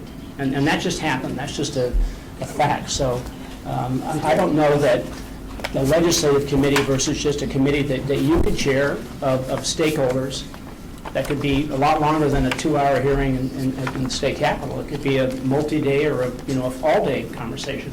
That might be more appropriate because the issues are deep and complex, as you know, because you did the work. I'm sure that was a great deal of thought and effort that went into your materials. So I think it just takes more time than a legislative hearing provides. And I don't need a state senate aide to tell me to take it seriously. I'm here because we all take it seriously. If you don't understand that, let me make that very clear. We take the issue seriously, so we expect you to proceed, and you'll be part of it. Dr. Nunez.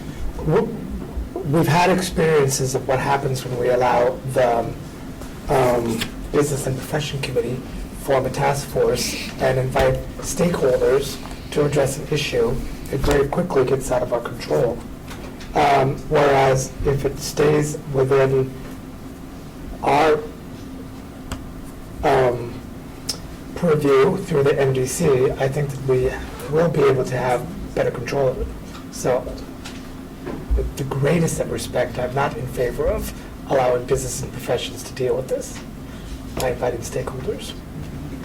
Ms. Bulla?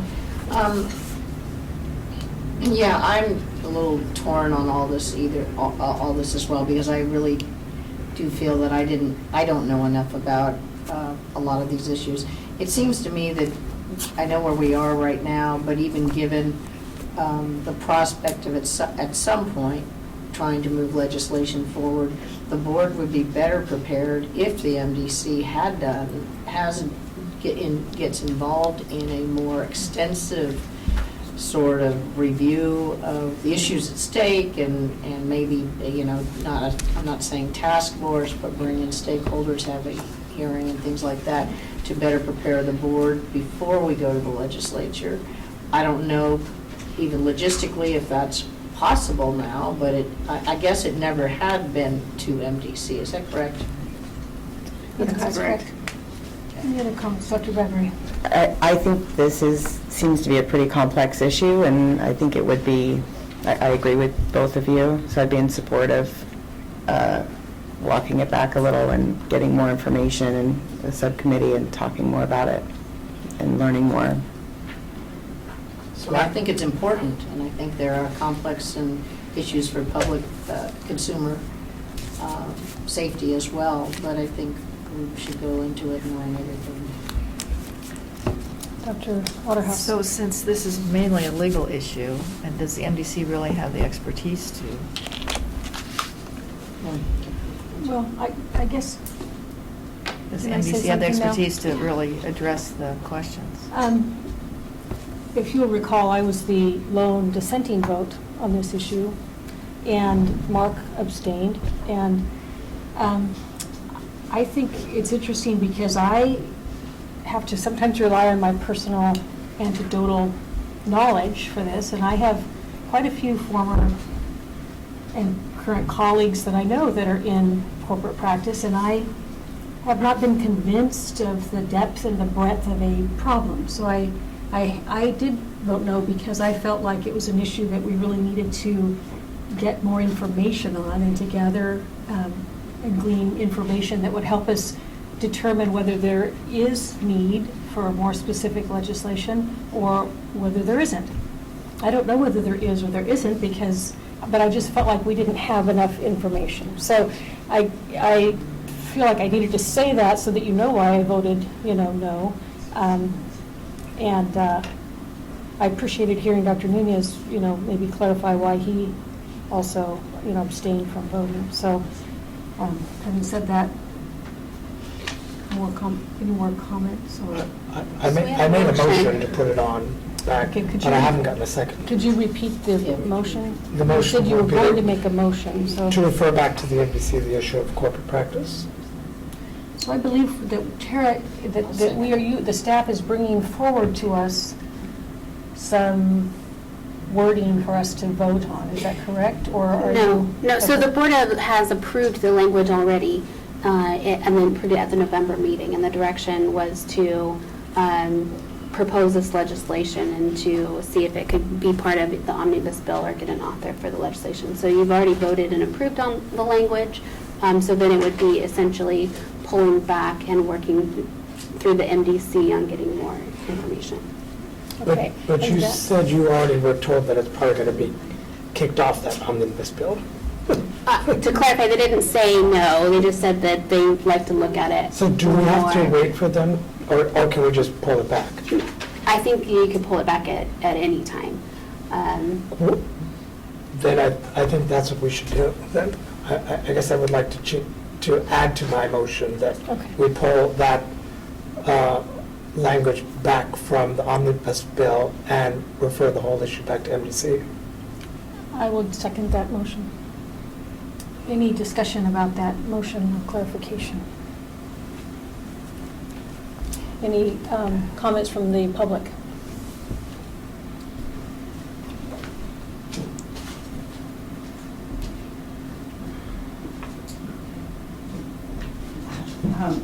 Again, my name is Carol Schumacher, and I am president of the corporation that owns a veterinary practice. I'm an RBT, and I can't imagine that I would ever be in a position to practice veterinary medicine or to tell the veterinarians in my practice how they should practice. And I can't imagine that you're even considering allowing corporations to do that. We're not. We're not. That's not what we're The doing. point of the legislation is to clarify where the corporation ends and the practice by the practitioner begins. So what was discussed at the last meeting was corporations have a lot of contracts they're entering into with veterinarians and RVTs and other staff. And part of the terms of those contracts require the employees to push the products of the corporation.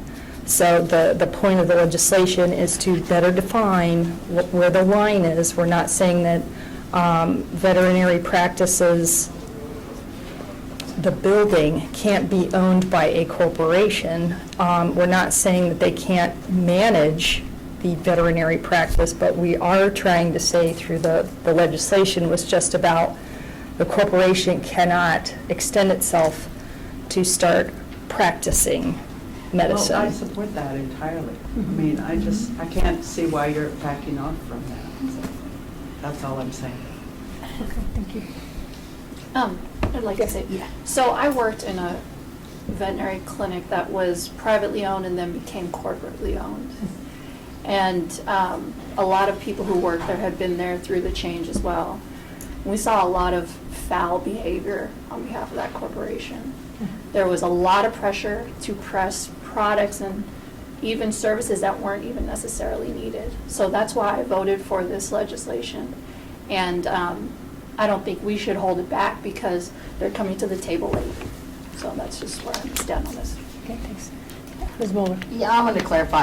I agree. I think there are issues here, and there could be potential big issues. I think the biggest thing is I want to be, if we as a board are going to promote legislation, I feel better if we are as most prepared with the language that is the best drafted, that has kind of gone through its paces a little bit before going into the legislative arena, is my point. I agree. I think I would like to see separations. I don't know what happens, but I can see it happening.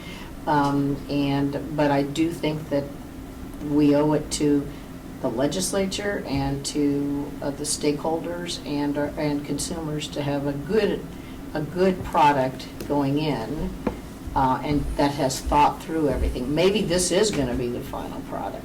I don't know. But that was my only issue about continuing setting. I'm not saying it's not an issue. Okay, Dr. Bradbury? Sorry to keep going on about it. I agree with you. I think that I'm in the same boat. I think that the intent of this seems to align with what we all feel, but I think the concern I have is that it is such a the landscape is changing pretty rapidly in the business of veterinary medicine, and what we do here, I want to make sure there's not, it's written as well as possible and does take into account some of the complexities that maybe we haven't thought of, and we do get a little bit more information about it from the people that are going to be affected, and some of the corporations are also veterinarians and owned by veterinarians, and so I think I just want to make sure moving forward, because laws can be written in the best intent but have consequences that we didn't think about, and so I just want to make sure we've thought about all of those before it goes forward. I had a question for Mark Cushing, and I'll babble while he gets back up to the microphone. The reason I had voted for it in November was because I thought what Tara had prepared was very well written and had covered a lot of issues, and I didn't hear any, disagreement from anybody. Yeah, any response from anybody. So as far as what the board did vote forward already, is there anything specific on that the corporations are concerned with, or is it just the overall lack of participation? No, both myself and other colleagues I have looked extensively at it, and there's portions of the memo the proposed legislation and the draft rules that we agree with. There are a number of sections we think create conflicts and create problems. And then there are issues that I think you need to hear from stakeholders. I will just say this. There are examples, and you can cite those, of people feeling corporate pressures. But there are examples of three-person practices that hire a new woman out of UC Davis and have a production-based 20% or 25% compensation system, and she feels that pressure all day long. And that's not because it wouldn't be any different if she worked for a corporation. I'm just saying there's layers to it and there's language in it that I would take issue. So I have memos that we'll share. I mean, this will be a very interesting process because you will get alternative language. You'll get memos and you can look at it and see what's best. But it was a well-reasoned, and you're a good writer, so I don't want to imply anything other than that, but it won't surprise you that two lawyers might disagree as to how a certain problem gets solved and which problem needs to get solved and which one's a theoretical solution that you may not want to put in stone because 2 years from now you may say, you know what, that turned out to play out in a way that we didn't anticipate. And I think that's the kind of dialogue. I'm not proposing you have a 6-month, 5-day-a-week set of hearings and make the legal profession the happiest profession in Sacramento by doing that. I'm not suggesting that. I just think you want to step back and take some time and let people come in and say, here's the issue with this, we like this. And it'll be, I suspect, not a negotiation because you don't have to negotiate, but I think it'll just be a sense of what works and what doesn't, including pulling some things, as you did from other states, pull some things from other states that seem to have had good success. So. Thank you. Yep. Thank you. Thank you. Any other questions, comments? Okay, we have a motion and a second. Can we read it again? Was to pull back on the legislation proposed at the November meeting and refer the matter to the MDC for further guidance, instruction, research, stakeholder meetings. Stakeholder meetings, okay. Okay, call for the... Ms. Buller? Aye. Dr. Bradbury? Yes. Ms. Laredo? Yes. Dr. Nunez? Yes. Dr. Waterhouse? Yes. Ms. Yanis? No. Dr. Noland? Yes. Motion carries.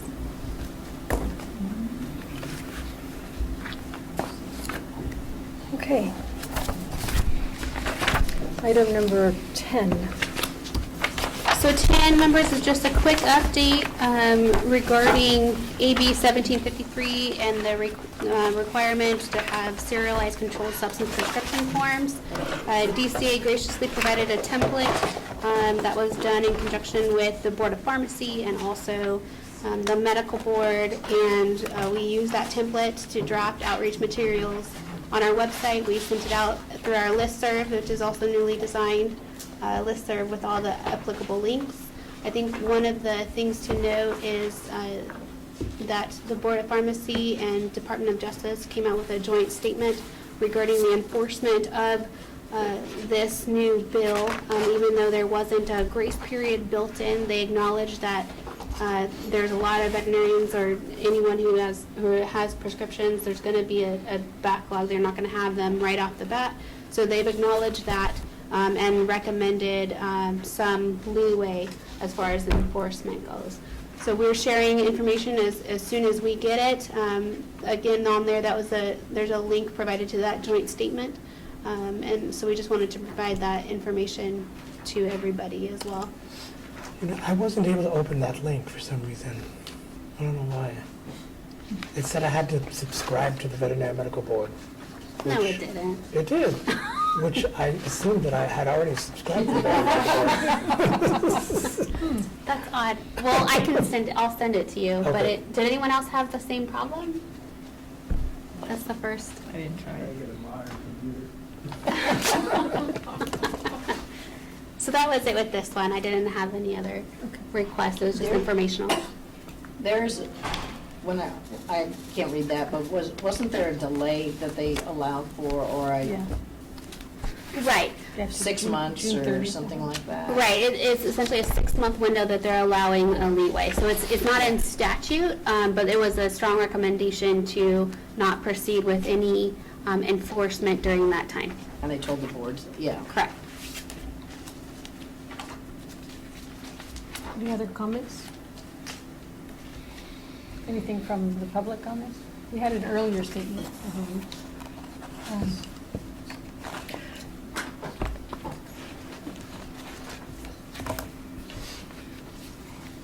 Sorry, this isn't on this topic, but you skipped over the fee waiver thing, and I had a question about it, so I just want to let you know that. So The fee waiver? I don't The want fee you to waiver, what forget did we about it. skip over? Back on the 9, agenda item 9, attachment 1. Oh, I apologize. So we kind of skipped right to corporate practice. For 9A, it was the two pieces of the legislation that the board approved. The language regarding MGLs had been, all that language was approved by the board, and then they essentially approved a concept in order to exempt nonprofits from the fee of registration for those vaccination locations. So I provided you the language that Tara had drafted in response to that request. So if you want, sorry, no, stay, you're fine. So I have a question on this one as well. So this was another thing that we could kind of quickly and as a result of another discussion. Yes. But, so my understanding was, and not that was stated emphatically, but, so my understanding it was, this is for those organizations that don't have a fixed veterinary premise. This is for nonprofits, not-for-profits, whichever apply, that are, having a vaccination clinic in a park or, something like that. Is that? Because there are lots of nonprofits, not-for-profits out there that are big business, but they may be not-for-profit, but they're on a fixed premises and lots of business, and I think they do need a premises permit they pay for. So you're saying like if Petco does a vaccine clinic, Right. they should be required to have a permit? Yes, or even other nonprofits if they're, Yeah. the downtown, San Francisco SPCA that has a huge building. I mean, I think they need to pay for their premises permit, but.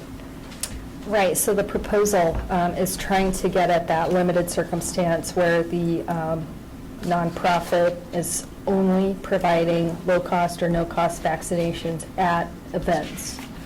Those are the only ones who would not have to, they'd be exempt from the annual registration fees. If you don't think this language is tight enough, if you think somebody could walk through the door, let's tighten it up. I think, I was trying to get there with, it's on the second page of 4905, subdivision N, that first red line, nonprofit or not-for-profit entity that only provides low-cost or no-cost vaccination at scheduled big vaccination events. So can you put in there that this organization has no fixed veterinary premises? Because that was a concern, right? It was like there was veterinary clinics that were holding vaccine clinics in their parking lot. Right. Right. Right. And that's very different than what something like HSUS does, which is like once a year we have an outreach event where we sign up people for spay neuter and do vaccines at the same time. So. But you do spay and neuter, not spay and neuter vet. We don't have spay neuter vet. We contract with a vet to do our spay neuter. We sign people up for spay neuter, but we Okay. contract with a veterinary clinic. You're not doing the spay and neuters in the Exactly. parking lot. Right, yeah, right. We don't do it in the parking lot. And we contract with a mobile clinic that has their permit to do it. Okay. I'm scared. I'm sorry, I was still reading. Val, I'm sorry. Well, yes, when I read it, I felt like it was very broad. I didn't know what nonprofit or not-for-profit entities only, that's all they do, low cost or no cost vaccination, like who are they? Yeah, How well, many yeah. are there? And pointing to what has already been said, there are much larger, very well-off nonprofits and for-profits who do more than that, but shouldn't be getting a break because there's a lot of veterinary practices that are doing low cost as well and aren't getting any kind of a break. So I really just wanted you to take a look at it, and we just didn't feel comfortable with this language. Okay, anyone else? So with what Dr. Waterhouse proposed, would that be enough to tighten it up? We could also, if you read the first intent, you could say something about to nonprofit or not-for-profit entities. You could talk about certain, certain of those. So in other words, we're only talking about those not-for-profit or nonprofit that don't have a fixed premise, that don't have a facility. So could we specify that up in the intent also? But what? Oh, yes, Dr. Bradbury. Why would they need a premise for just, anyway, it was answered right there. Okay. Does that make sense? I don't know if that's- Okay, there is that language in there that says that only provides low-cost vaccinations. But maybe if we spell it out in the intent, so it's very clear what specific certain entities we are trying to benefit here. Yeah. I mean, I would look to Tara to help with that wording, but I do think that the intent is, it seems to just be approaching all nonprofit or not-for-profits. And then when you get to the next page, it clarifies it, but perhaps we could clarify it at the very beginning. Dr. Bradbury or Tara first. So the intent language is not going to be part of the So don't worry about it. statute. Okay. No. That's just going to be the selling point to B&P committees. This is why, we need those, please include it in your Well, I would omnibus. still put it in there because I think you'll find that it would be good to be clear to them as well, maybe, but. I'd request then if you want it to be clear, it needs to be clear in the actual statute. In both, right. Yeah. It's less as important in the intent. Right, I understand. Dr. Bradbury, did you have a comment? Or- No. Oh, okay, sorry.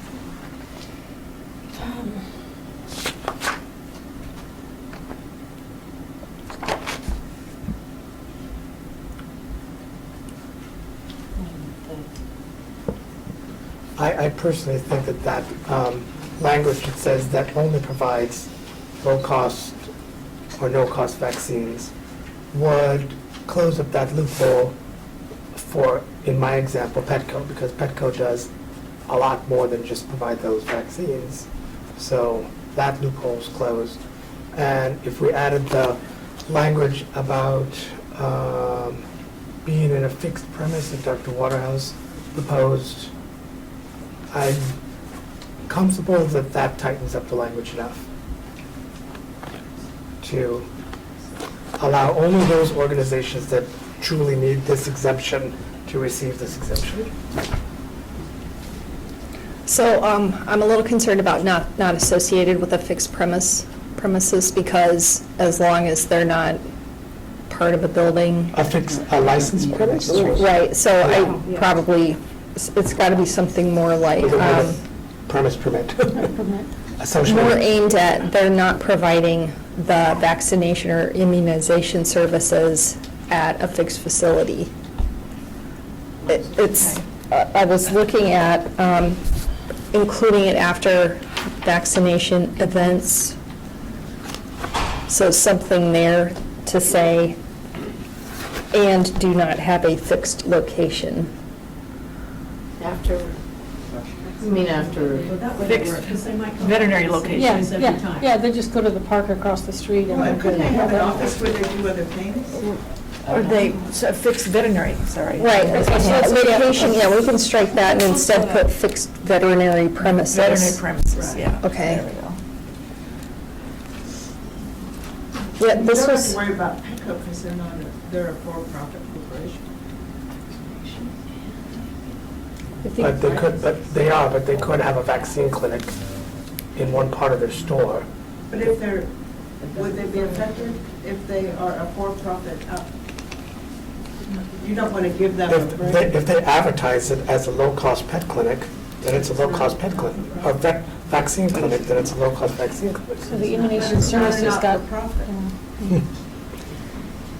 They're a for-profit entity. Dr. Bradbury?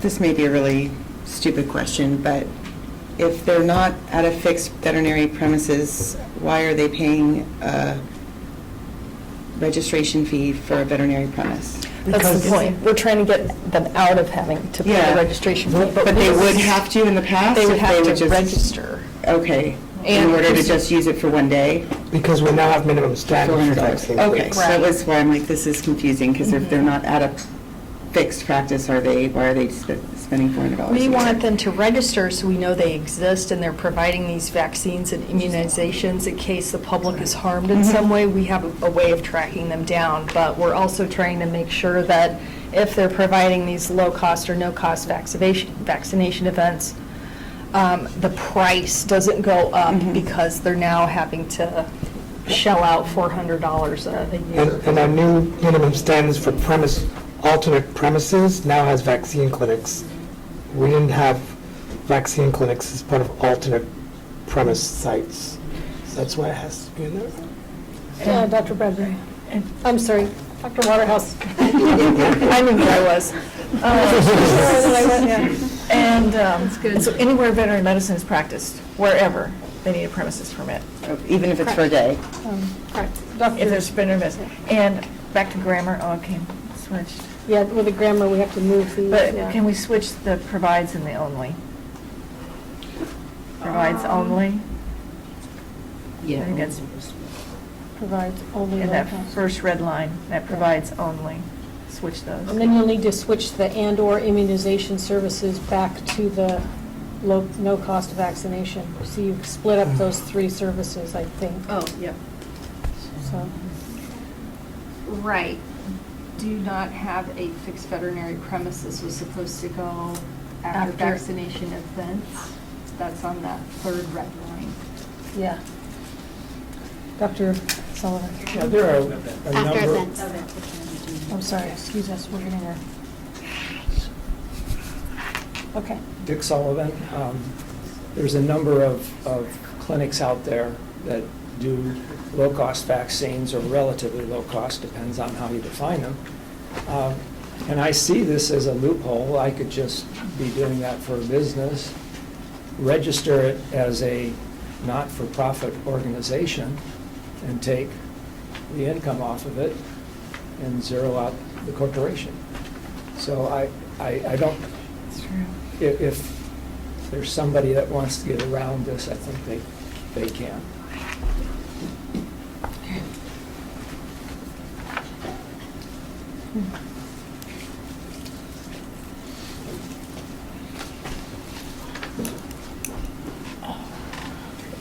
Well, to respond to that, I mean, ultimately, it's going to help out the nonprofits who are going to be using it as we intended to use it. And everyone still has to comply to minimum standards, which is going to protect the consumer.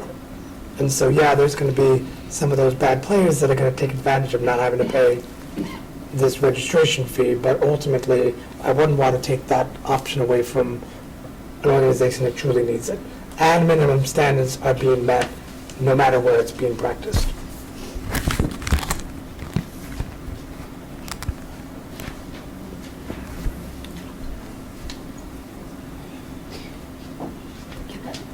Yes, please. I was going to ask Val a question. When you guys had concerns of it, were there any suggestions? Yes, Tara. Can we put on that third line, right before premises, insert veterinary?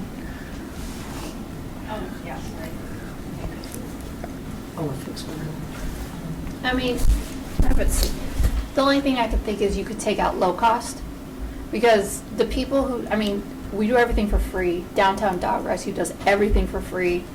We serve the poorest of the poor, so we never charge anything. A lot of the place where I take my dog, they have a vaccine clinic.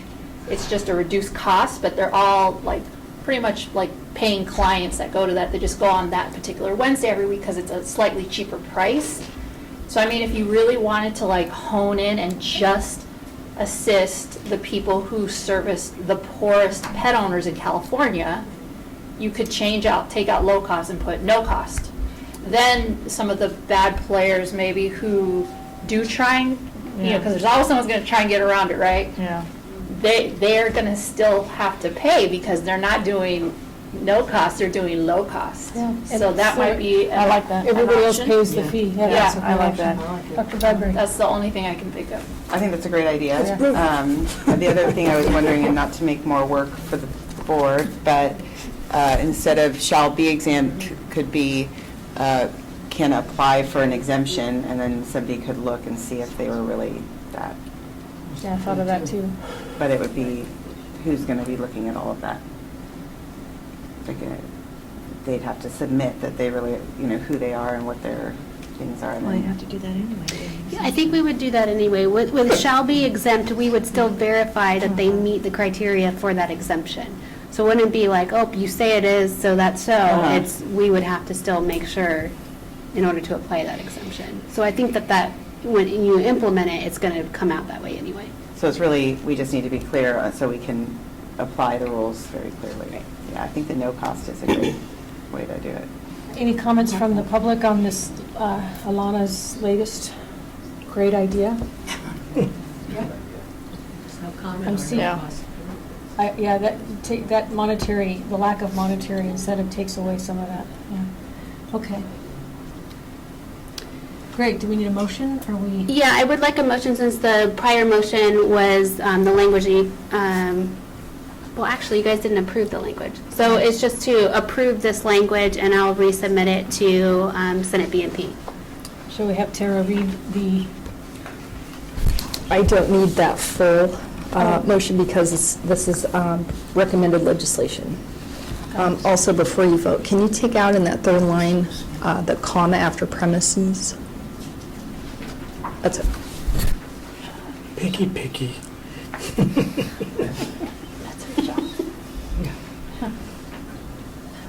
Should you have an and is not associated? Provides only no cost association and is not associated, or you don't need it? It's a fixed veterinary premise. Premises for a single premises? Yeah. I don't know, that's. What are the no cost? It was so close. You want to know what we're mumbling back there, Kevleski? We're debating, what is the difference between vaccination and immunization? I know. Services, So- I don't know. So that's extraneous? Well, I think perhaps the immunization services, we tend to throw in parasite control or some such thing. But that's not immunization. It's not, I agree, but I think that was what it looks like it I know, entitled so to begin That's a with. little verbose, Yeah. and so you can probably get by with one or the other. Yeah, Yeah, maybe just vaccination. Is that current language somewhere else? services, vaccinations, or A lot of times, a lot of times at these events, there's like deworming, vaccines, nail trims. Those are kind of the three basics that you always see. And we were at the very beginning, we were throwing all those in, but we've taken them out, so I see your consternation.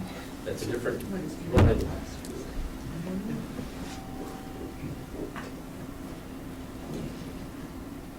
So vaccination and preventative services?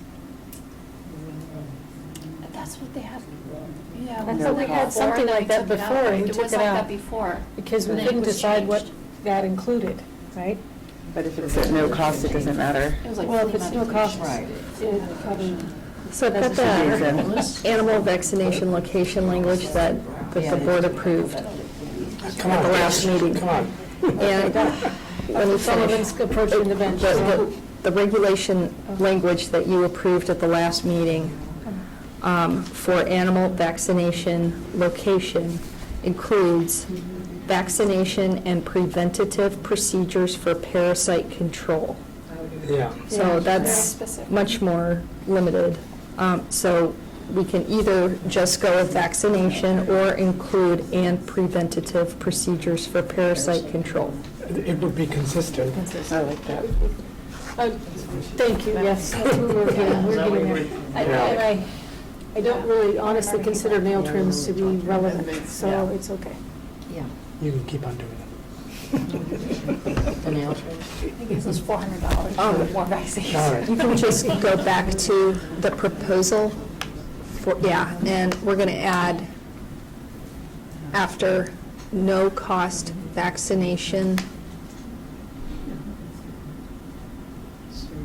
Let's try before services, insert, and preventative procedures for parasite control. Do you want to keep services with vaccination? Yeah. Okay.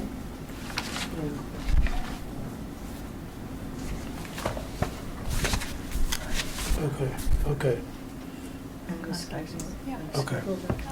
So, question, so if an animal, Jennifer. if an animal already has worms, is that still preventative procedures for parasite control? Because now we're treating it instead of preventing it. Well, but if you're at a no cost, how are you diagnosing it? I mean, Well, that's not. And it would prevent. Like seeing worms coming out. Okay, yeah, well, diagnostic services Good provided. old-fashioned way, with a flashlight. Look, if there's a worm. Okay, we're losing control. Yeah. Okay, any other comments on this wording from the, yes? It says and preventative procedures, that means they have to do both. And/or. Thank you. My God. Good catch. What a team. I know. It's that hour of the day, isn't it? Okay, so would someone then, are we back to the motion? Yes. I motion to adopt this. I will make a motion. Yes, absolutely. Dr. Bradbury? Yes, I motion to adopt this language. I will second it. And we have, yes. I'm sorry. Alana seconding. Public comment? Public comment? Nope. Okay, call for the vote. Ms. Bowler? Aye. Dr. Bradbury? Yes. Ms. Laredo? Yes. Dr. Nunez? Yes. Dr. Waterhouse? Yes. Ms. Yanis? Yes. Dr. Nolan? Yes. Motion carries. Who's second? Yanis. Ms. Yanis. Do we need a break? Yes. Yes. I think I would like to propose we take a short 7-minute break. We'll be back at 3:30 to continue. We're on, On 11.